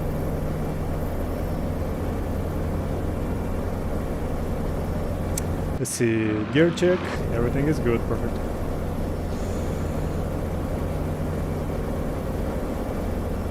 Once I stabilize, I'm gonna try to communicate the target to Fenrir. I don't know if he can hear me or not, but an attempt will be made at communication. Alright, guns are unlocked. Could have checked visually, but you know what, that's lame. We need to shoot the 50 cals, man. Let them loose. Let them loose on the world. Alright, heading southbound.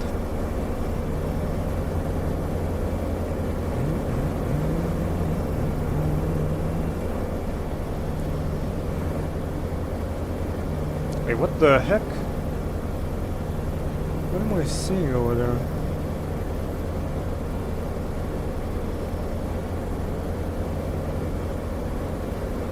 Interesting, I saw like a target over there for some seconds. I think it's a pilot that got down, an enemy pilot that got gunned down, and the marker left on the map. Alright chat, let's go! Let's go do some more crashing practice. Alright, so while we are doing this, let's put a little bit of a tail heavy scenario. While I check the minimap, so the nose doesn't go straight down. Looks like Fenrir is chasing us, and holy shit, we still have targets over here on this airfield, so we're gonna keep on heading south. Perfect. Alright. We're trying the rudder trim. There we go.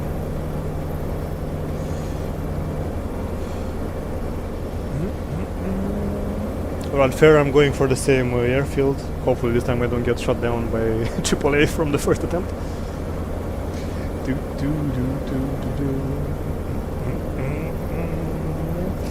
Let's give the authorization to drop the bombs. They are indeed armed.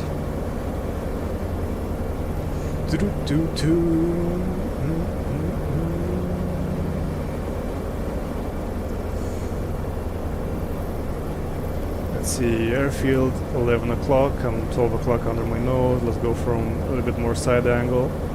3,000 feet, which our altitude, our current altitude, which would equate to around 1,000 meters, more or less. Probably closer to 900 meters, but I'm just gonna round it up. Because I'm from Europe, but I don't know exactly how many feet are in a meter. Maybe 3. But you know what? When you measure distance using body parts, it's kind of weird, don't you think?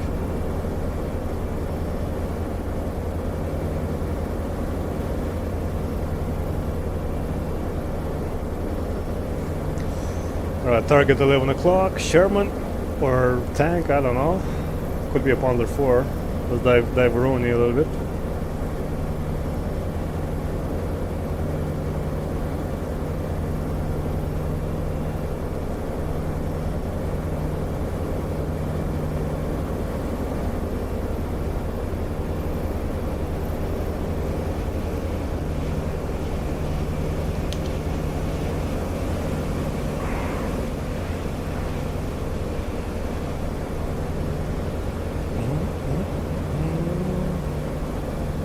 Did my bombs not arm? My bombs did not deploy. Well, why would that be? Oh, because the switch was on rock. Oh my god, every single time. You know what? When I said that I need practice, was not kidding. Was not kidding at all. So last times, like every single time last time, I forgot the authorization, but this time I forgot to switch from rockets to bombs. Hells yeah. That was a pretty decent dive. Let's go for another one.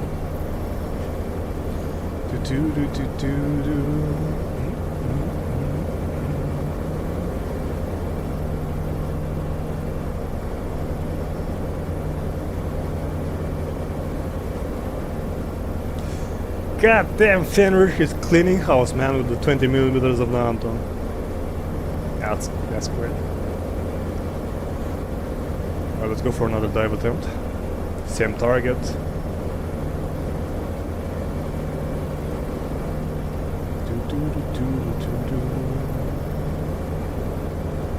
Keep our target on our left till we get there. Alright, target is the one under our nose. Keep it stable, keep it steady. Bombs out. Should be the wing bombs this time around. It's a little bit far from the target, but we might have splashed it. Definitely did damage to it. Still alive, I would say. Go for belly.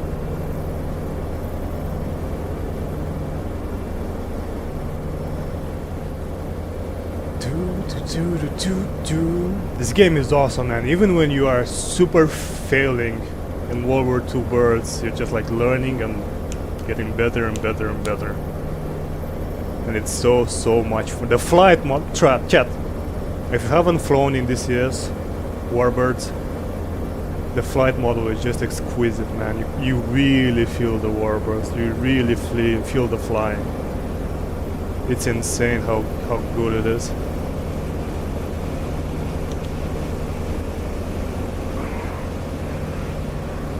Wait, I did select the belly bomb. Okay, splashed. Let's see. Too far away.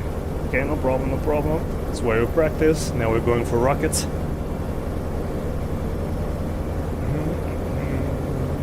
So from what I saw, the tank seems to be either like the nose of the tank seems to be south direction or north direction. So we're gonna be hitting it from the west or the east, so we can get some side shots on it. Now, if you think I was bad with bombs, you might want to avert your gaze whenever I go on the rockets, which would be right about now. because holy moly, my rocket accuracy is... You're about to see it.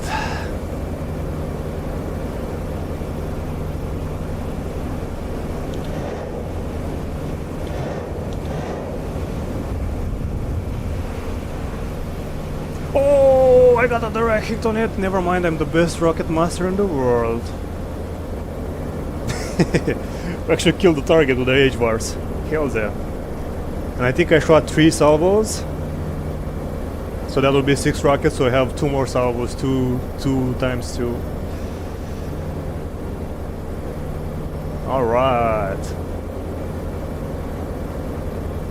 Not the best, not the most efficient strike package in my career, but yeah, I'll take it. See another tank over here, let's see.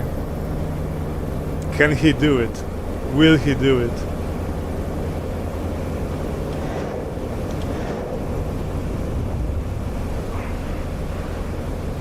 I think we missed on both of those. Yes sir, we missed. Alright, only soft targets, only hard targets remaining, so we need to go back and get some more bombas. Perfect. Right, Ferrier, I'm out of heavy armament, going back north. Radio check. Loud and clear.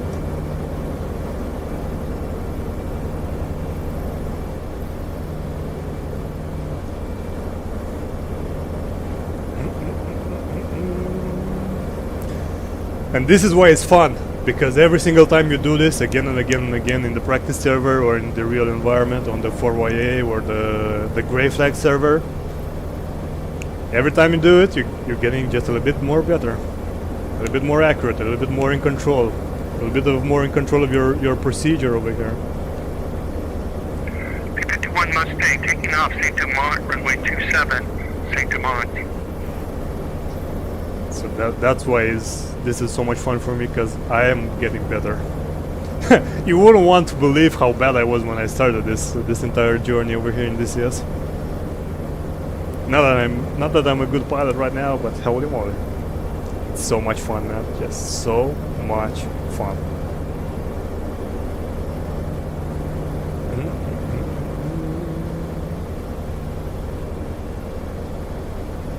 Looks like Fenrir is indeed following us. That speck over there in the background, between the sky and the earth.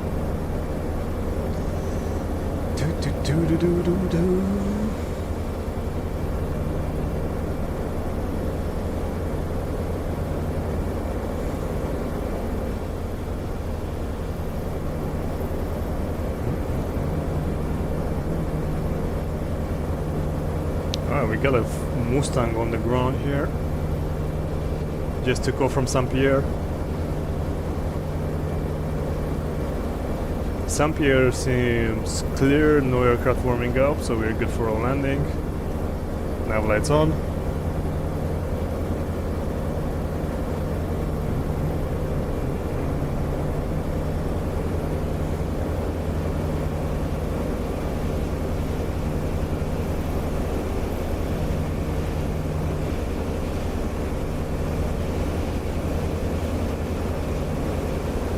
Just a cat road 300 miles per hour flyby.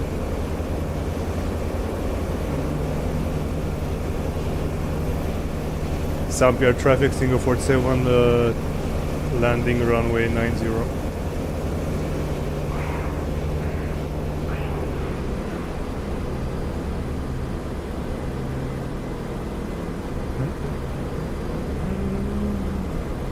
Alright, landing light on, landing gear down, landing flaps.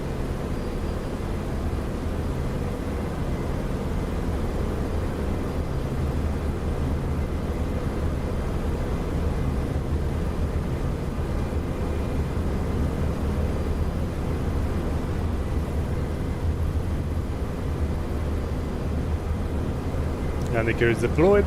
You can see this green light that indicates that the landing gear is deployed, so we don't even need to check it.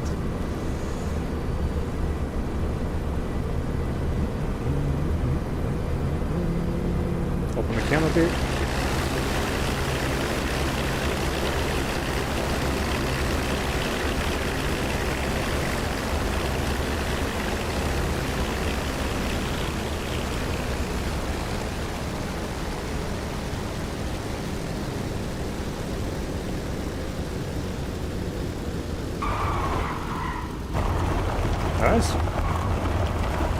Retracting the flaps, letting it roll.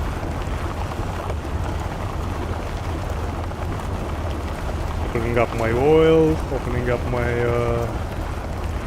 cowl flapping. Let's take this first exit on the right here. Some air traffic, runway clear. There we go. Nice. Let's close our landing light. Retract it.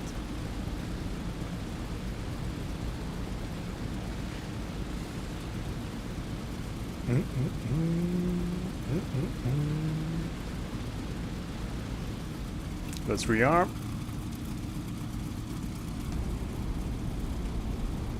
On the brakes, losing some power. Ground crew, gentlemen, please give me the same payload if you would not mind. Fuel on 69, nice. Request rearming. Copy.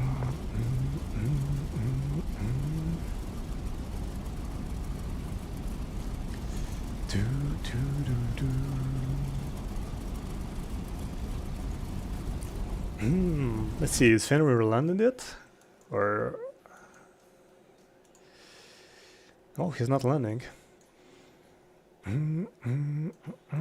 He's still strafing. At least he's still active in this area. Alright, we have one Panzer IV to take down here, and then we can go for another flak battery here and another heavy airfield presence here. Nice. Right, you just heard the ground crew rearming complete. Let's go again. Off the brakes.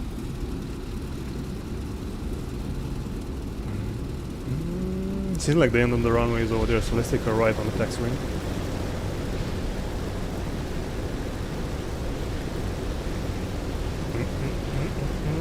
Mustang, are you still flying the Harrier, you freaking British enjoyer, you? What would your grandfather say about you that you're only flying the Harrier nowadays?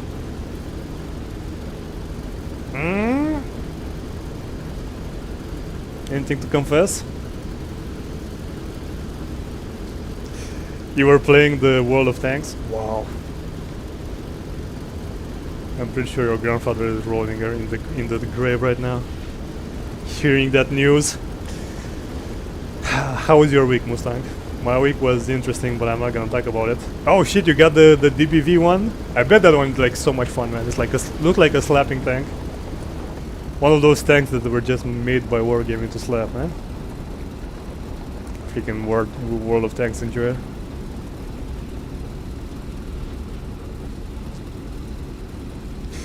World of Tanks is going to hell. He is going to hell. But you know what? He's Indian, so he's not going to hell because he's Indian. He's just gonna reincarnate and... let's think about it. What the hell is he gonna be reincarnate and be bad? I don't know about that one. I think he's gonna be reincarnated in a dung beetle. There you go. Forever condemned. Oh shit!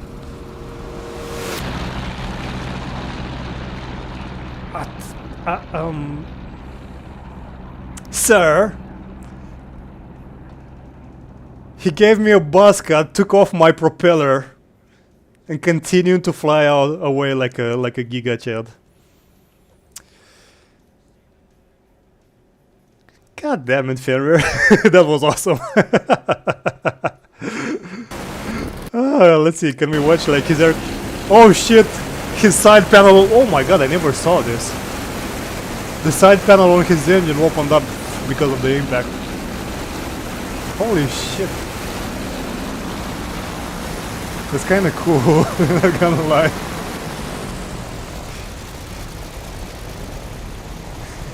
Motherfucker. So that's a BMW engine over there, a radial cool kit. This is the Focal Phantom. How's his prop on? I think he hit me with the this mounting point on the... So the prop cleared, but the mounting point of the aircraft hit my propeller. The mounting point of the bomb, I mean.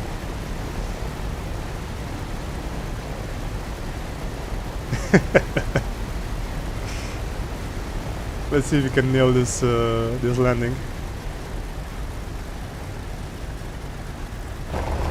Oh damn, like a boss. Video check. Loud and clear. Okay, never mind. For repair over there. This is not like a boss. It's pretty damn unstable.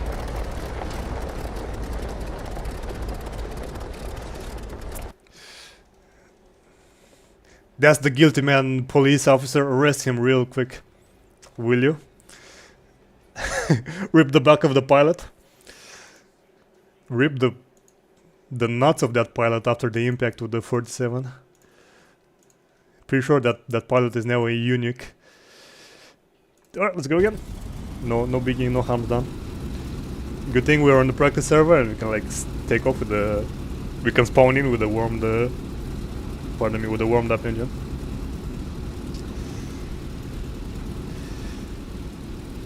Two.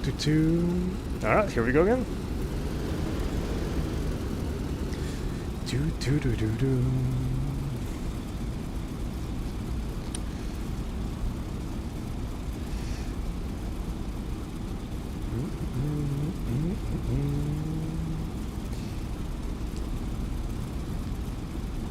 Trying to mow the grass. Yeah, if the grass is a 8-ton aircraft with clear British markings. You know, I think he's German. He was flying a German aircraft, and his instinct was like, okay, that's an enemy. Let's go seek and destroy. Alright, runway seems clear. Sampere traffic, single P-47 taking off, runway 90.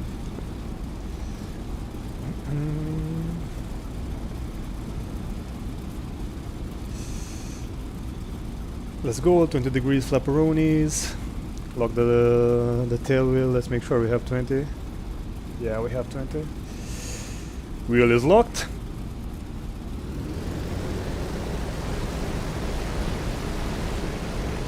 And here we go.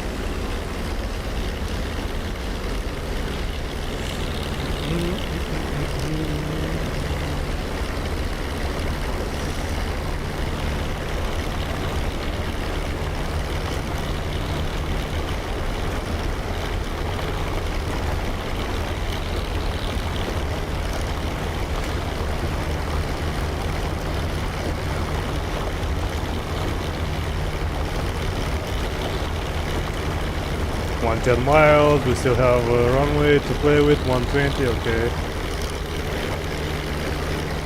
Pulling up. Landing gear up. Canopy closed. Looking at the climb, while slowly retracting the flaps.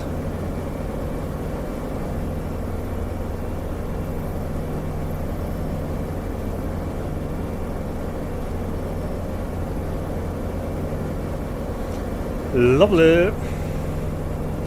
And if you need a haircut, a bowl cut, you kind of provided, you know what? You kind of provided. Alright, we are in the air, let's go. So we have a professional hairstylist over here, propeller stylist in chat. New job just spawned over here in chat. Is your propeller growing too large? Do you want to feel that fresh sensation after you get a nice arrangement on your propeller? Look no further than Fenris Twitch TV, our professional propeller stylist in chat.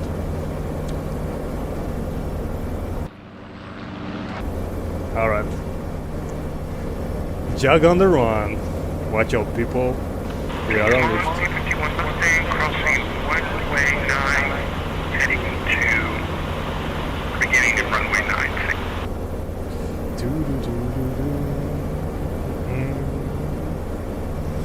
Let's go get into more trouble, shall we? So far we kind of found a lot of trouble.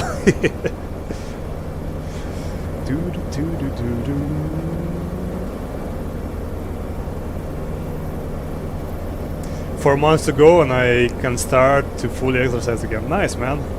I'm glad that your recovery is... Is it on track though, or is it slower than expected?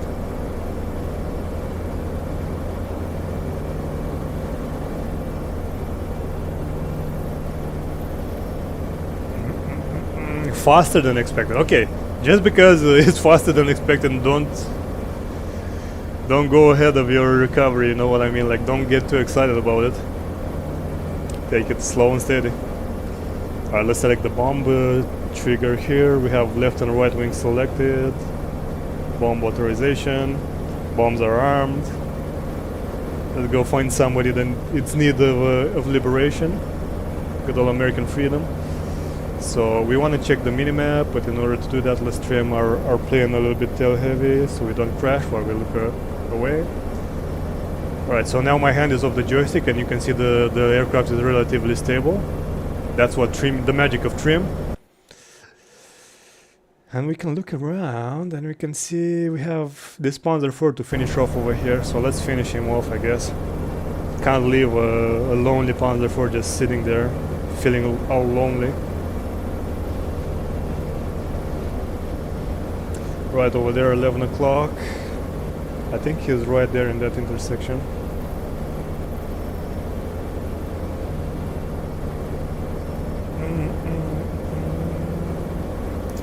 Alright, rather trim neutral.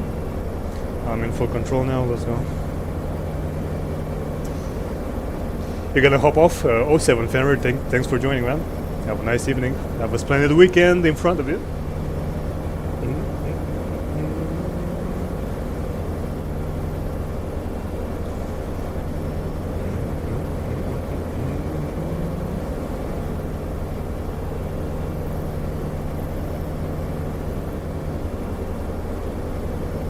4,000 feet, we're heading towards target. Our target is right here, just a little bit southeast of that hangar.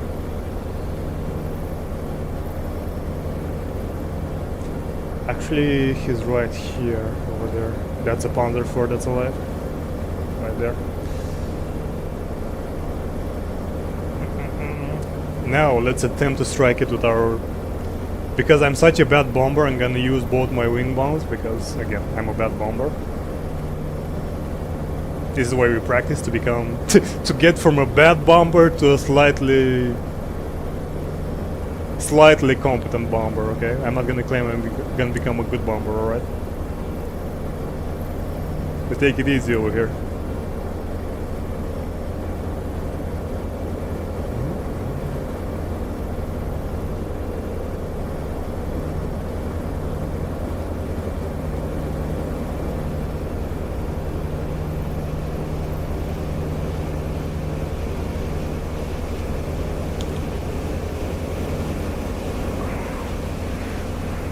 Oh, those bombs are looking juicy. Yeah, direct strike, let's go. Panzer IV is burning. Good job. Another base is under our control. You can now spawn there. Oh, we can spawn at Chipel now. Nice. Let's go, next airfield then. Let's go southeast. Select the belly bomba. There we go.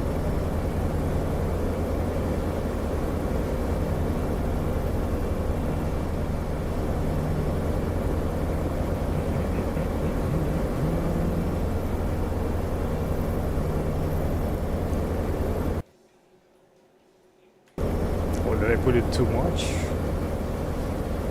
Need to go more east than south. Alright, I see the flak battery. Or at least I see the markers. In this field over here, this rectangle is a flak battery, a line of 88s, and that's the enemy airfield we actually need to strike. As we've seen, those flak batteries are deadly, so I'm gonna try to avoid them while I expunge my heavy payload, which would be the 500 pounds under my belly, and the 10 HVAR rockets on the wings. Afterwards, after we hit the airfield, and if we are still alive, we're gonna try and come over here west of that airfield and try to take down these batteries, the 88 batteries with our heavy machine guns. Now, that's the battle plan, but as we know, every plan like disintegrates on contact with the enemy, so let's go do exactly that, eh? One aircraft west of me, northwest of me.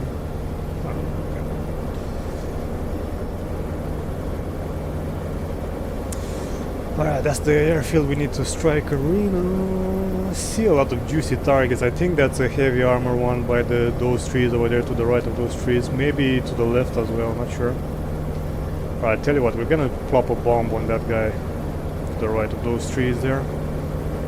Middle bomb selected, I mean deadly bomb selected.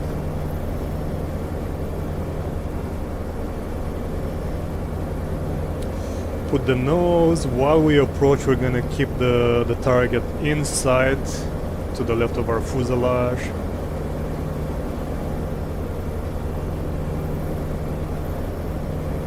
Alright, let's go like this.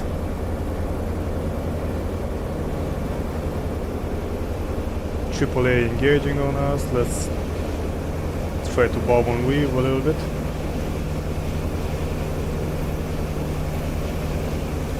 Bombs out.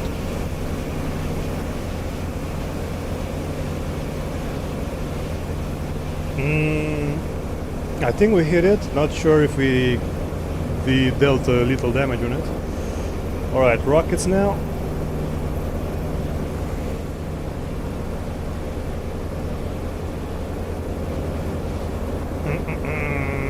The server marker told me like Sherman hit with bomb. Don't know how strong I hit it, if I set it on fire or like tripled it.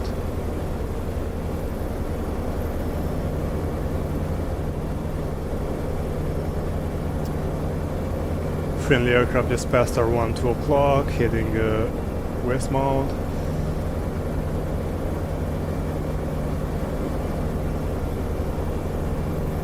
I'm gonna go strike the same target. Not an ideal angle because I think he's facing this direction. Not only is he facing here, he's actually returning fire with his heavy 50 cals. Oh, I got that flak emplacement with the last H-bar strike. I'm pretty sure I am out, but let me double check. Yeah, I'm out of H-bars. So let's go. Let's stick to the plan. We deployed our heavy armaments. Let's go do strafing rounds on that flak emplacement that was west of the airfield.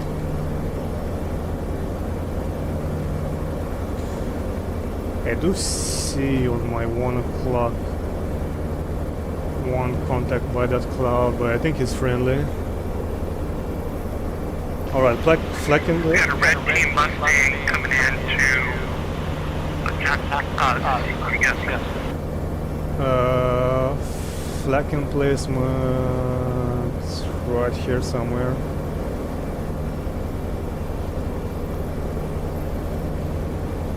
I'll be damned if I can spot now.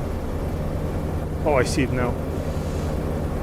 A bit late on the spotting in this green rectangle here.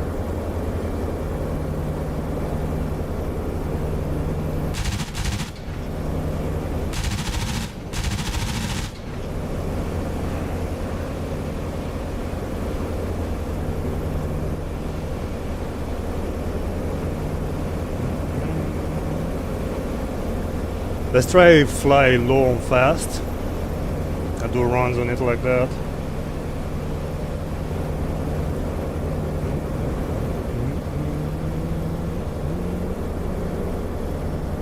Is the Mustang gun on you or you're clear?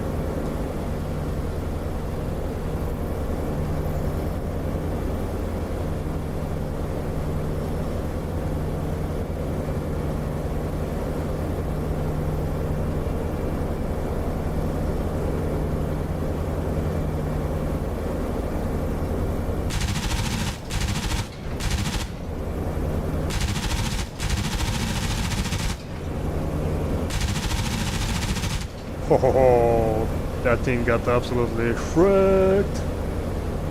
Lovely.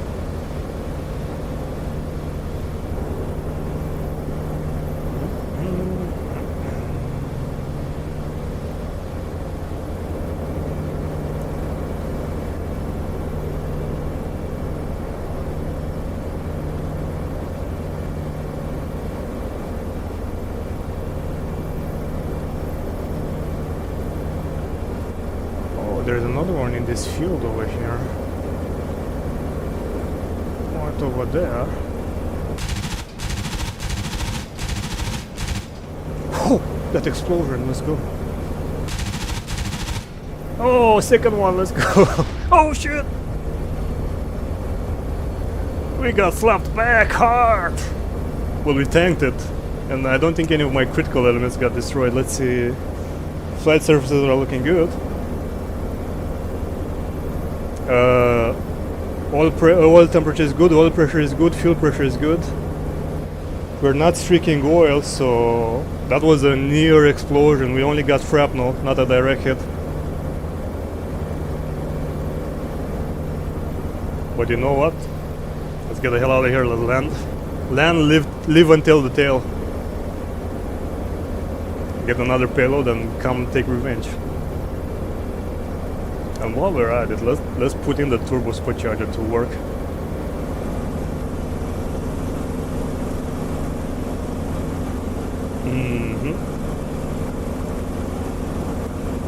So now we're developing around 2,600 horsepower. Flight surface is slightly damaged. I can feel the damage on the control surfaces, or rather on the flight pattern of the aircraft. You see how it's like a little bit wobbly. We're still good. Around 350 miles on the ground with the damaged aircraft and all the weapon suspension pylons on it. What's 350 miles per hour? It's around 500 kilometers, man, on the deck with the damaged aircraft and all the weaponry pylons on it. That's fast as heck, man. Considering this is designed to be a very high altitude fighter. Impressive. Impressive and nice. Alright, heading northbound.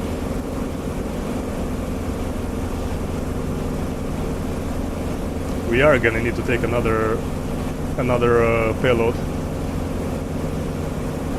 Another aircraft, another airframe, because this one is Shrek, man. Shrekeroni, damageroni.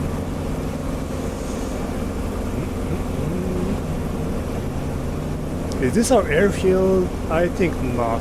Our airfield is further west down the coast over there, so let's head that way. Yo Rev, how advanced are you in your Elden Ring playthrough? Like, I saw you were like you were on a goat, just like dodging some electrical shit. Like some electrical attacks. How far away in the game are you? Like over there. Your character looked pretty damn like decked out with the weapons and stuff like that.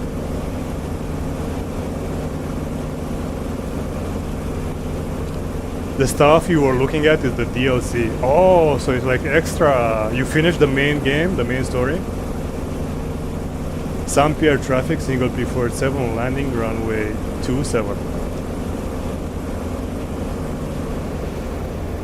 Oh, that's end-game stuff. Ah, okay. Let's reduce our power settings while we turn over here for landing.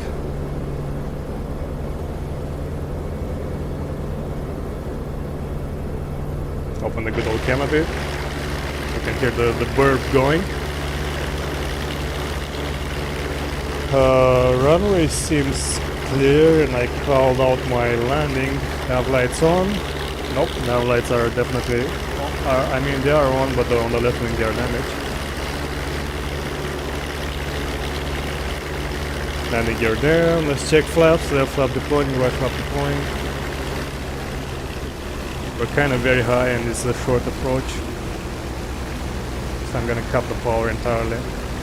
No green light indicator yet, so either my landing gear is stuck or... No, green light is out. Okay, landing gear is fully deployed. Perfect. Excellent, so we are safe to land.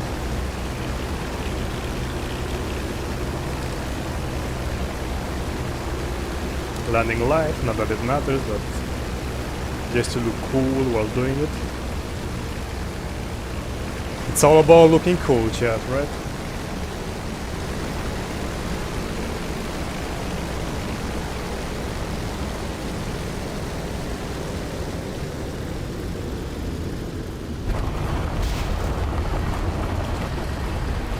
Oh damn! I think we, yep, left gear collapsed, so it was damaged. Our left landing gear collapsed, and it looks like we're sparking on our right one and on our tail.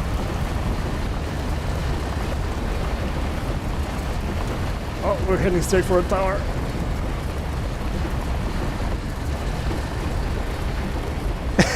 Looping on the runway like nothing is wrong. Something is definitely wrong. So it seems that our landing gear did deploy, but the pistons did not have the power. The hydraulics were not like fully working. So even though the legs were deployed, the stiffness of the actual landing gear was not there. Because fun fact, chat, a little bit of a nerd time over here on the P-47. When the landing gear retracts to go inside the wing, it actually shortened itself. There are two pistons with air pressure at work.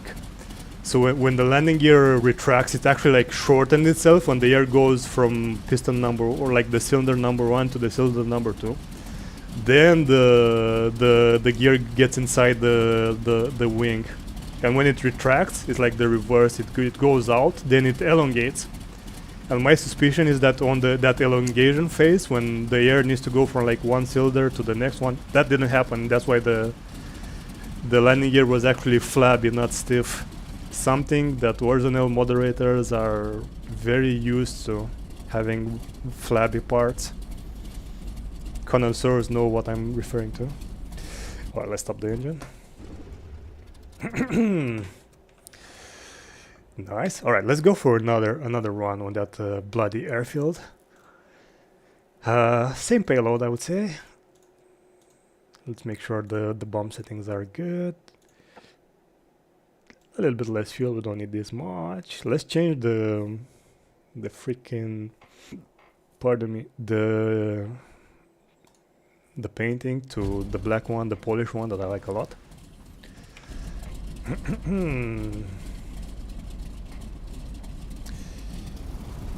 Let me put the parking brake here while we queue up some more music, man. We need more music! Iron Maiden. Ooh. Yes, please. Wait. This one.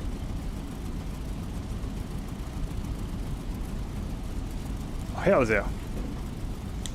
Alright, let's go.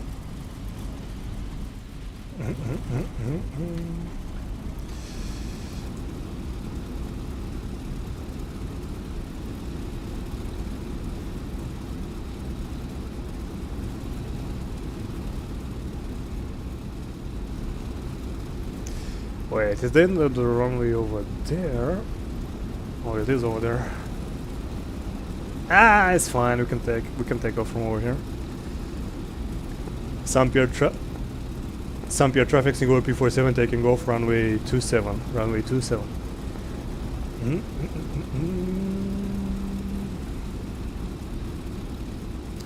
Alright, locking the gear. 20 degrees flapperonis. 10, 20 right here. Good.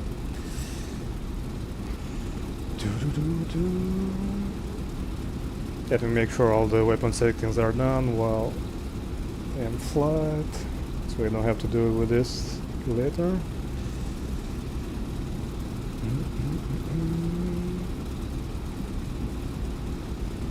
Alright, looking good, tail wheel locked. Let's go. 30 inches. Let's go.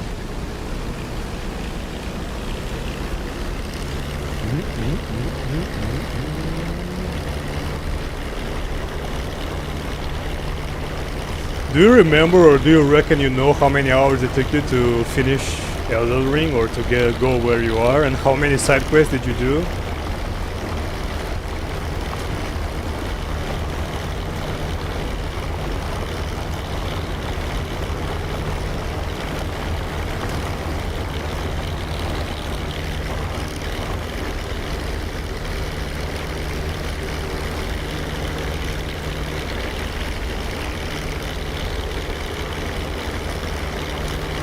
Gear up.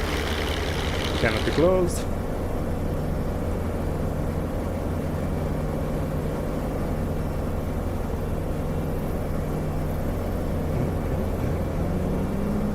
And there you go, the red lightning is this light over here closed up, so landing gear should be retracted. Let's visually check. There we go, perfect. Now let's slowly retract our flaps. Positive rate of climb. There we go.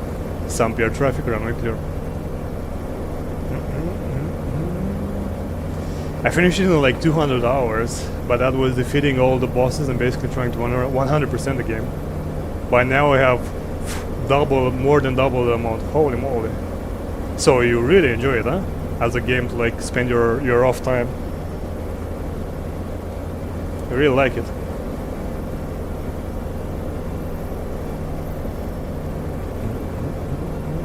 You love the Souls games. Understandable. Can you believe it? I never ever played a Souls game.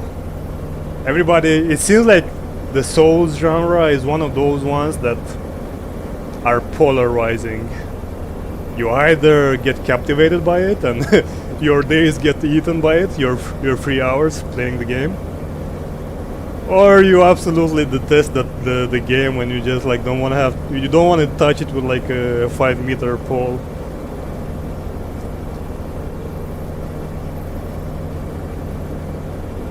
Very few people seem to be indifferent to the Souls game. They kind of like go in between like this arrangement.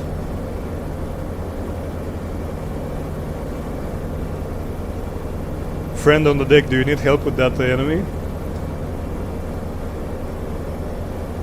There's a dogfight happening 1 o'clock in front of us.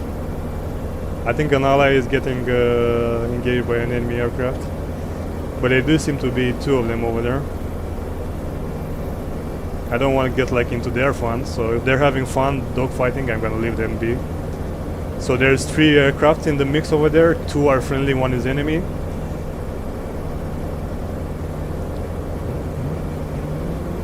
The one that's lowest now is the enemy. The one in between them, that's the enemy aircraft. I wouldn't be able to tell you which type of an aircraft it is. It seems to be turning pretty damn good, so could be a Spitfire.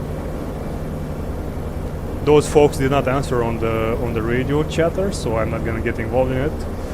Let's leave them have their fun. Oh shit! And the Spitfire, a plume of white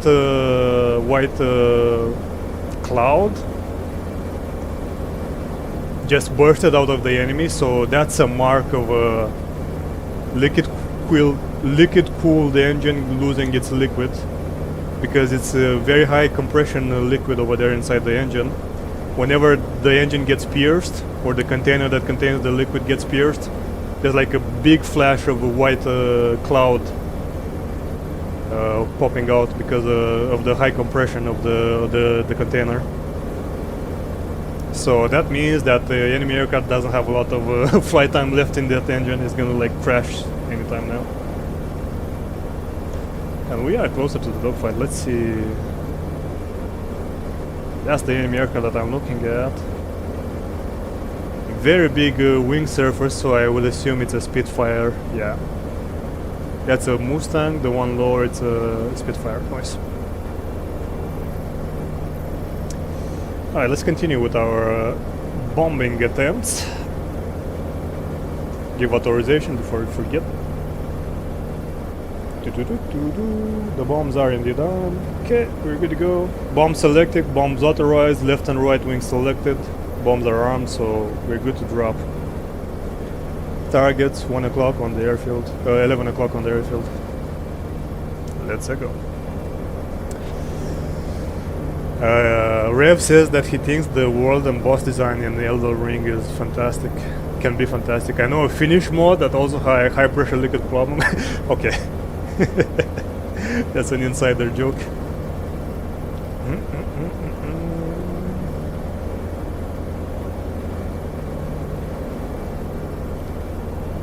That's a little bit of an insider joke.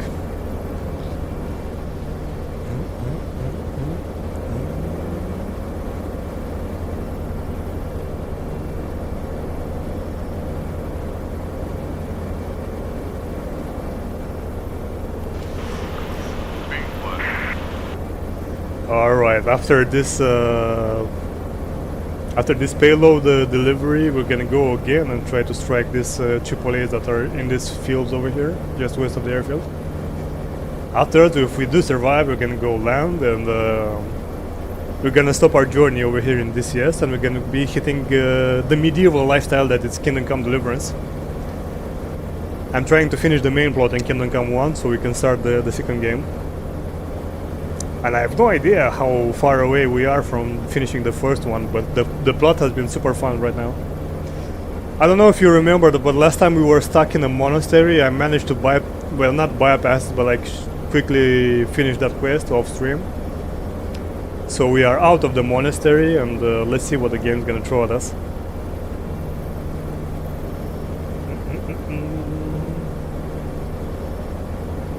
On the trail of the counterfeit coins. 51 Mustang landing at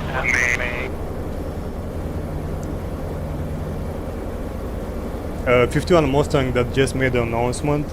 You are having a double input. You are having an echo. Hey, I'm sorry, my volume's too far down to understand that. I'm saying you have echo on your microphone.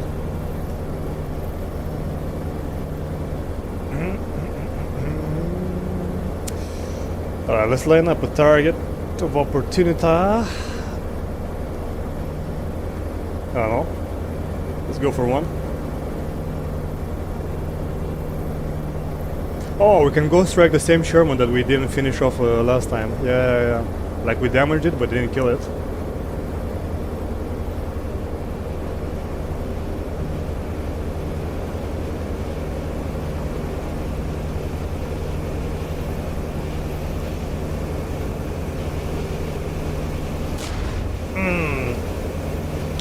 I feared that coming, but our engine is still good. Bombs out.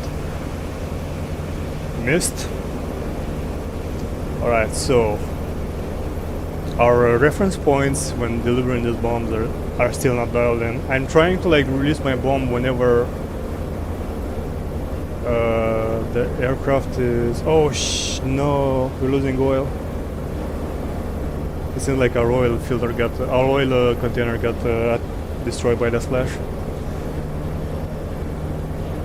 So as I was saying, I'm trying to like drop the bombs whenever the target is under my cowling, under my engine block, but it seems like I might need to wait like 1 second more after I do that. I know that my engine is now dying because that direct hit from the Flak 88 or the explosion of the Flak 88 attacked our oil cooling, but it is what it is.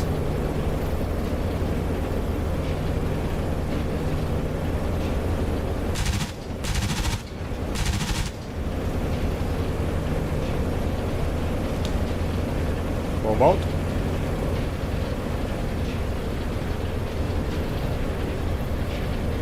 Look good. Alright, before our engine super cracks, let's try and deliver the missiles at least. You can hear the engine struggling to remain alive. Come on, poppers! One more turn.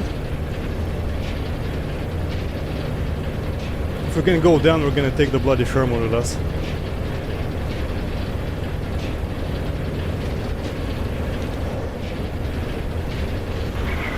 Boy, one of these P-51 Mustang landing to Mont. Ah, we missed everything, and only our left wing deployed, so we lost connection to our right wing weapon system. How lucky! Alright, let's bail it out, chat. We did our best. Around 2,000 feet should be more than enough for a safe bailout. Pull the canopy, reverse the aircraft. Come on, Mr. Pilot, get out. Get out while you can. Holy, that was cinematic. 07 Thunderbolt, thank you for letting us fly you.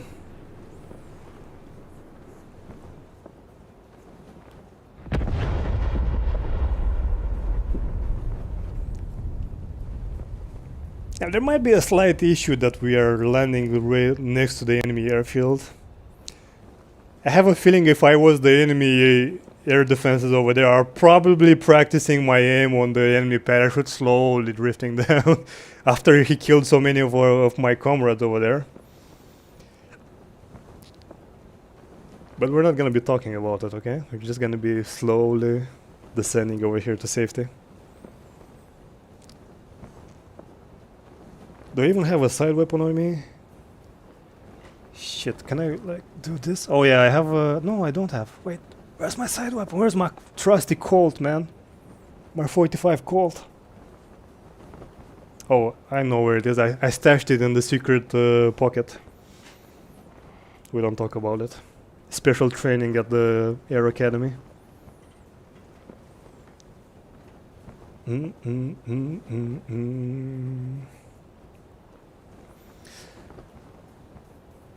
Now we cannot control the parachute direction because it's like a very primitive World War II parachute, not the ones our special forces are using nowadays. That can be controllable. But once we land, and if we do land safely, we do have a little bit of a slight issue. We have some forests down below us. Once we land, we can actually like walk. We can even walk to our aircraft wreck over there. So let's try and keep in mind where we are, and let's see if we can walk to our aircraft wreck.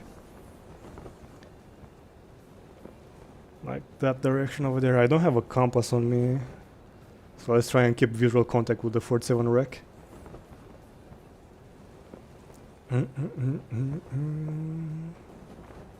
Oh no, right under our tree. Run, right. Okay, sir, get up. And I think the 47 is that. Oh no! It pulled me out. Damn it. Well, in the actual. Oh shit, an I-16. In the 4YA server, you can actually like walk around and inspect your battle damage and stuff like that. Alright, ladies and gents, this has been the DCS section of the stream. Thank you very much for joining. If you are indeed a flight enthusiast, especially of World War II bird, I think you'll like the spectacle. If you want to see some more of this in the future, please consider dropping a follow. Helps me grow as a channel, but most importantly, it helps you know whenever I'm live next time. So thank you very much for watching. We're going to be switching now to Kingdom Come Deliverance, World War II, medieval life simulator. Very, very fun. So also this marks the end of the YouTube stream. I had it on as another test, so let me